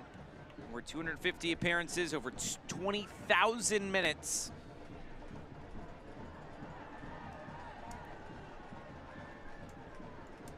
Leonardo Forbes, the assist king in the USL Championship. Forbes rolling this forward. How about an impact right away and a corner kick for Pittsburgh. A Pepper Law Firm corner kick. What about this clever little ball in from Leonardo Forbes? Tries to catch the battery sleeping. Jay Chapman does well to recover. Detroit has equalized against Tampa Bay. An own goal, as it's called. And now a corner kick for Leonardo Forbes towards the near post, bounces it in. Will be another Pepper Law Firm corner kick.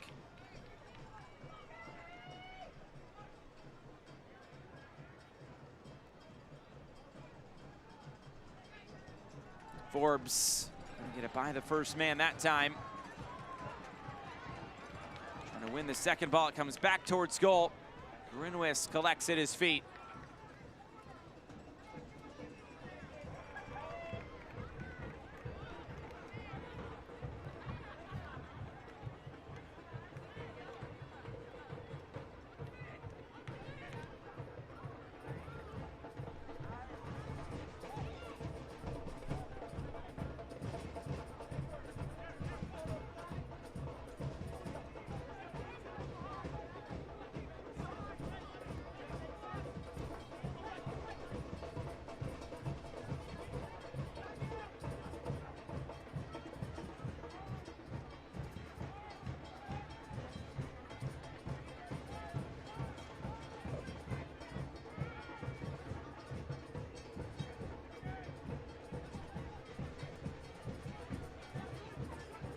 Pittsburgh trying to find a response. Time is running thin, just 9 minutes to go. Charleston giving Pittsburgh a bit of a taste of their own medicine in this one. Getting a goal and then playing very strong defensively.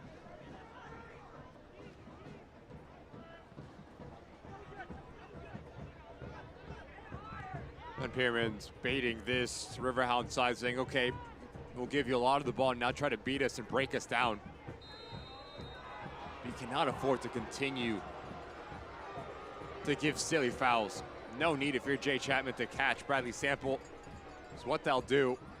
They'll give the Riverhounds the ability to send their big bodies higher and just whip the ball into a dangerous area and cause a little bit of chaos. This ball's gone. No need. No need to create a little bit of contact whatsoever from an experienced player like Jay Chapman.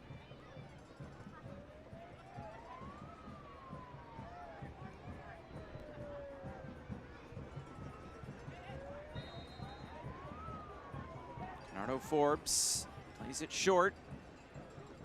Keeps it moving. Biasi and Blackstock trying to turn the corner on empty Myers. Charleston get the ball back in their possession. Torres. And out of play. I think Marcanic will get the plaudits for scoring the goal, but Juan David Torres has been one of the most instrumental players on the field. Just sees the game a lot quicker than a lot of players in the USL Championship. How many times have we seen him come to feet, first time ball around the corner, continue his run? The nightmare to defend because you have to track him like for like.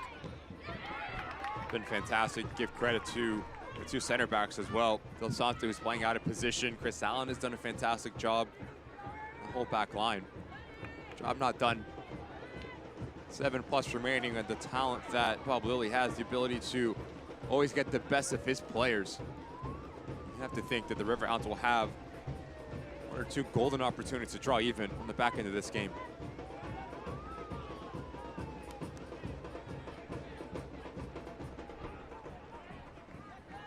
Floated forward. And a foul. Goes the way of the Charleston Battery this time.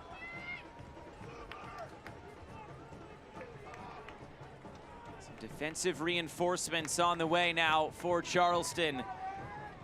Samuel Beek will be entering. It's the end of the night for Juan David Torres. This shows you the intent from Ben Pierman.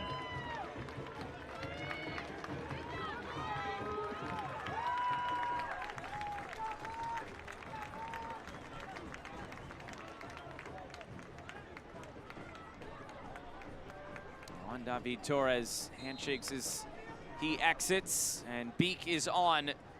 Acquired by Charleston from Miami FC on August 9th. Boy, how his situation changed.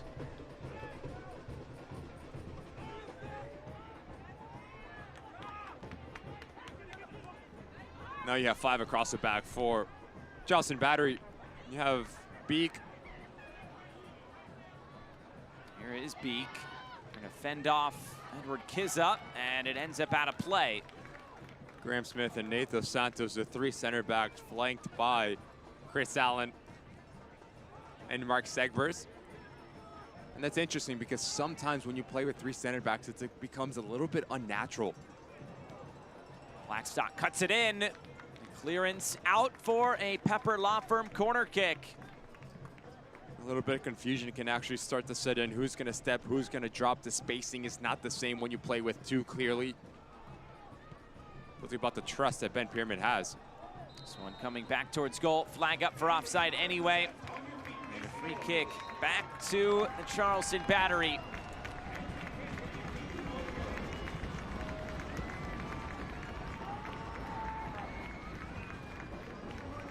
Last year in the playoffs, Charleston taking down Indy 11, Birmingham Legion, Louisville City in the East before losing in penalties to Phoenix Rising. Remember, they had reached the playoffs 13 years in a row before 2021, where they missed. They missed it in 2 straight years before returning just last year. A team with such rich history in the USL.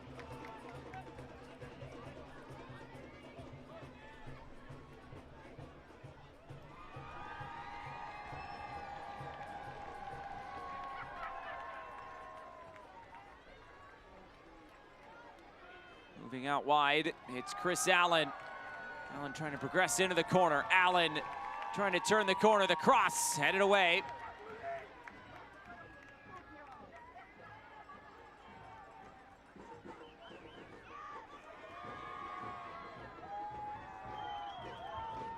Flipped over the top, getting to the end line, and now looking in field. Arturo Rodriguez. Charleston, a second goal would almost surely put this one away. Pittsburgh just trying to get this one level and probably into an extra 30 minutes.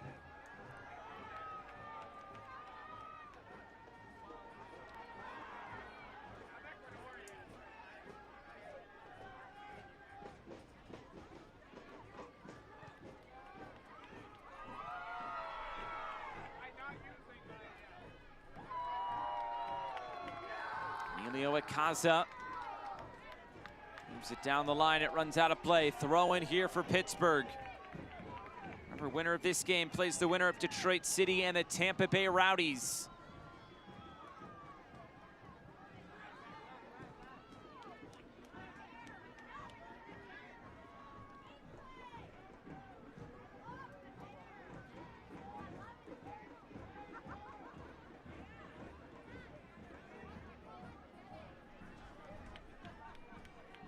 There's Biasi out wide. Langston Blackstock. The delivery flicked across.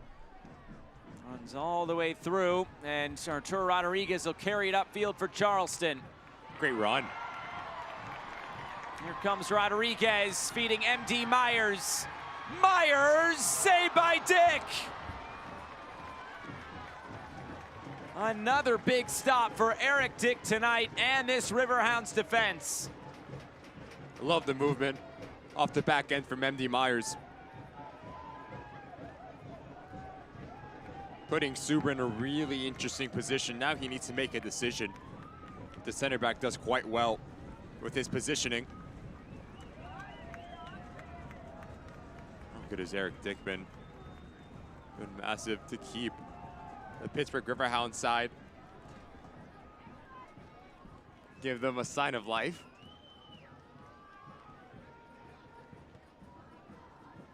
Biasi rolling in behind. Blackstock out of play.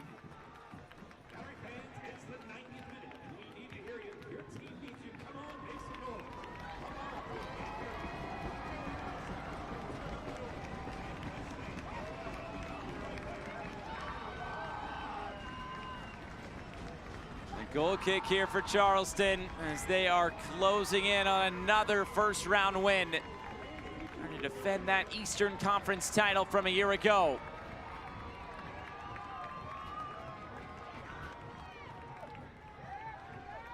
Akaza moving it ahead.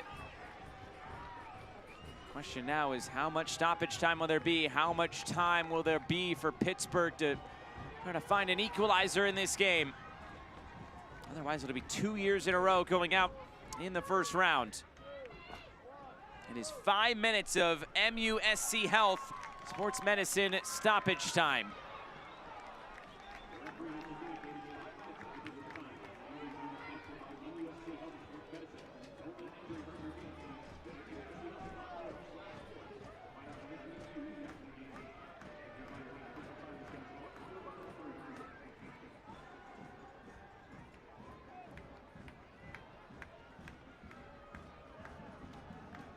This one laid off for Sample.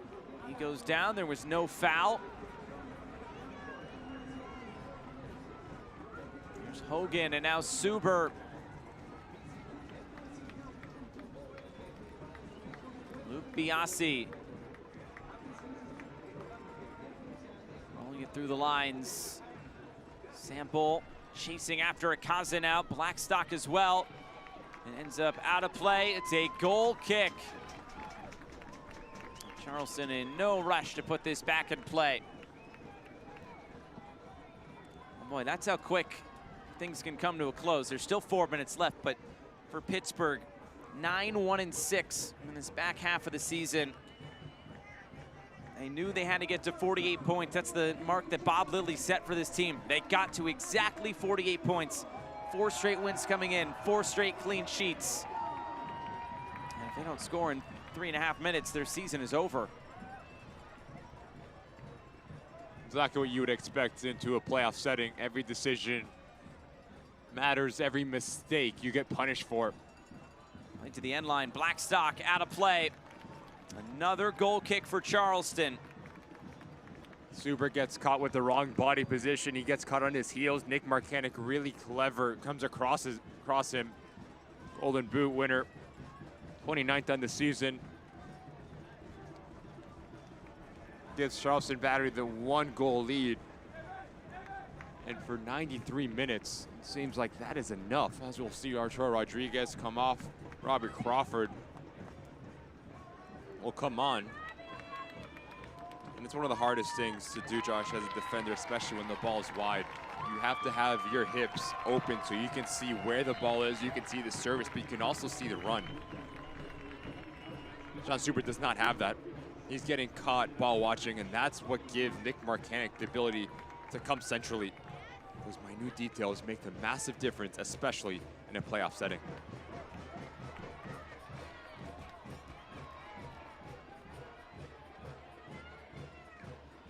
Charleston has used all 3 of their substitution windows. Blackstock into a tough spot. Crawford keeps it in play.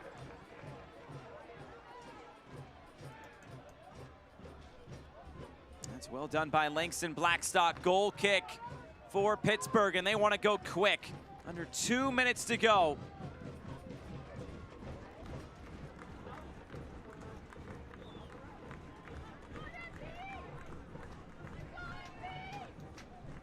One last chance. Griffin for Walty.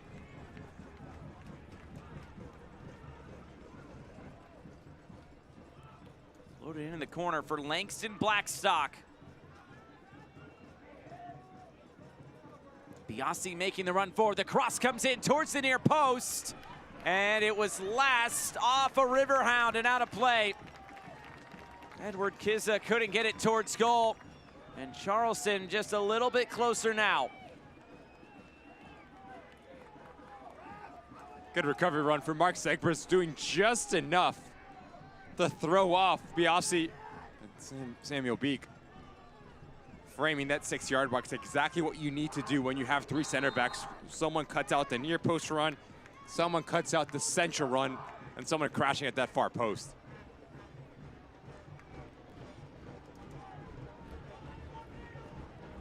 This has got to be the last chance of the game now for Pittsburgh. 30 seconds left. Riverhounds season hanging on this opportunity.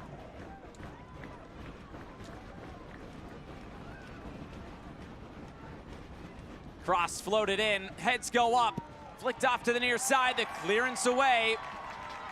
There might still be one more chance left in this final 10 seconds. Biasi closed down. Robbie Crawford running in. Has an option in the middle, he squares it back. MD Myers around the keeper. Myers puts it wide. It was deflected out, it's a corner kick. That still should see this one to the end. A Pepper Law Firm corner kick coming. What an opportunity this is for the Charleston Battery. Robbie Crawford does exactly what you need to do to commit Sean Super, but MD Myers, this needs to be your first touch out of your body. Second, just simply slide it in. You try to overcomplicate it, get a little bit complacent and too cute with it. Go around Eric Dick, unable to get it back on target.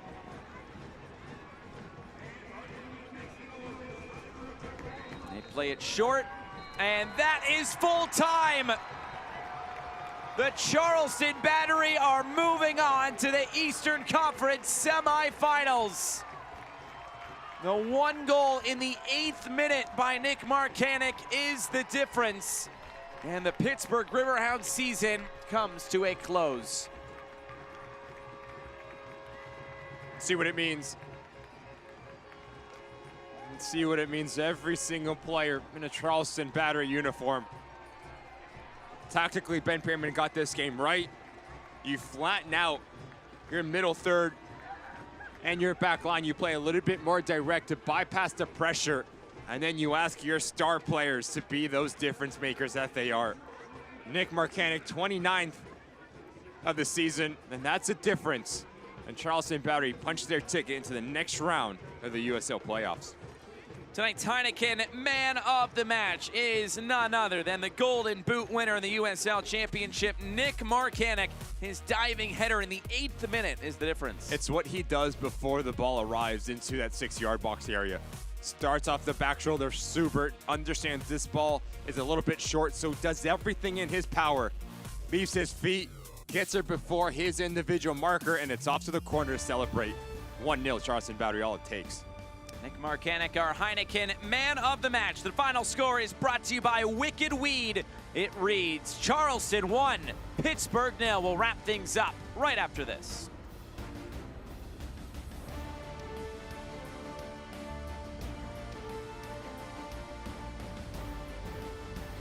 Return to the field. Score the winning shot. Beat your personal record. Team up with MUSC Health Sports Medicine for all your sports-related injury care and rehabilitation. MUSC Health is the official sports medicine provider for your favorite local teams. From semi-pro athletes to weekend warriors, our sports medicine team provides state-of-the-art injury prevention, treatment, surgery, and rehabilitation for athletes of all ages. Go where the pros go. Schedule an appointment today. When you know that you're finally home, and that long stretch of road falls behind that line. Won't stop, don't stop, believe and tell me what you want, I want you see it. 'Cause right here, right now, you can be anybody. Hola. ¿Alguna otra cerveza? No, Michelob Ultra. Ok, ahora vuelvo.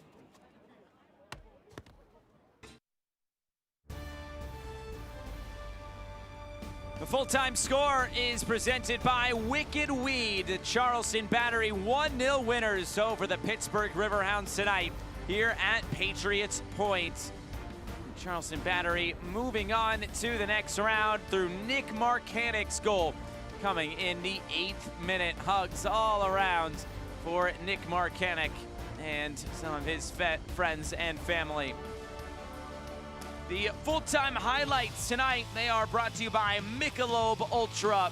And we start things out in the 8th minute. And this was the difference in the game.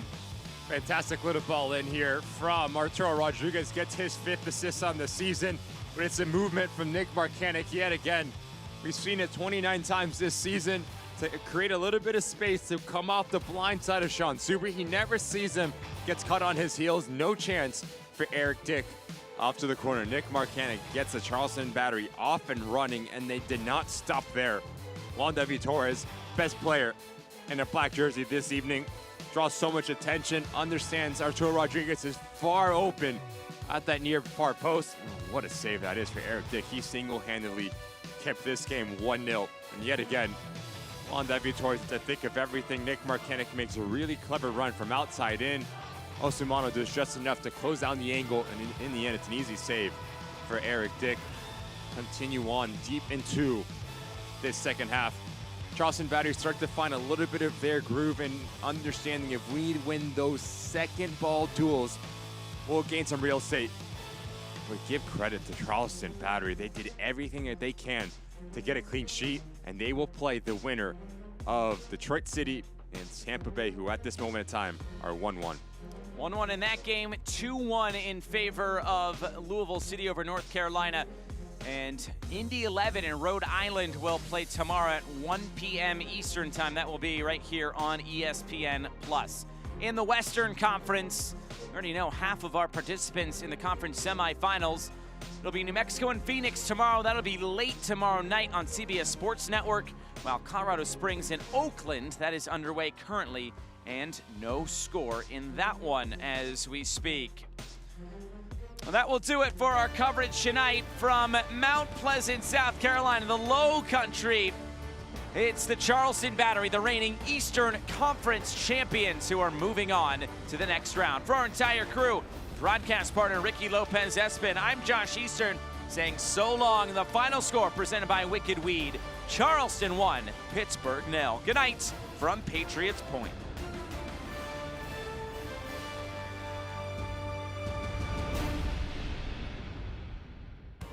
This copyrighted telecast of the United Soccer League Championship cannot be retransmitted, rebroadcast, or reproduced without the expressed written consent of the United Soccer League Championship.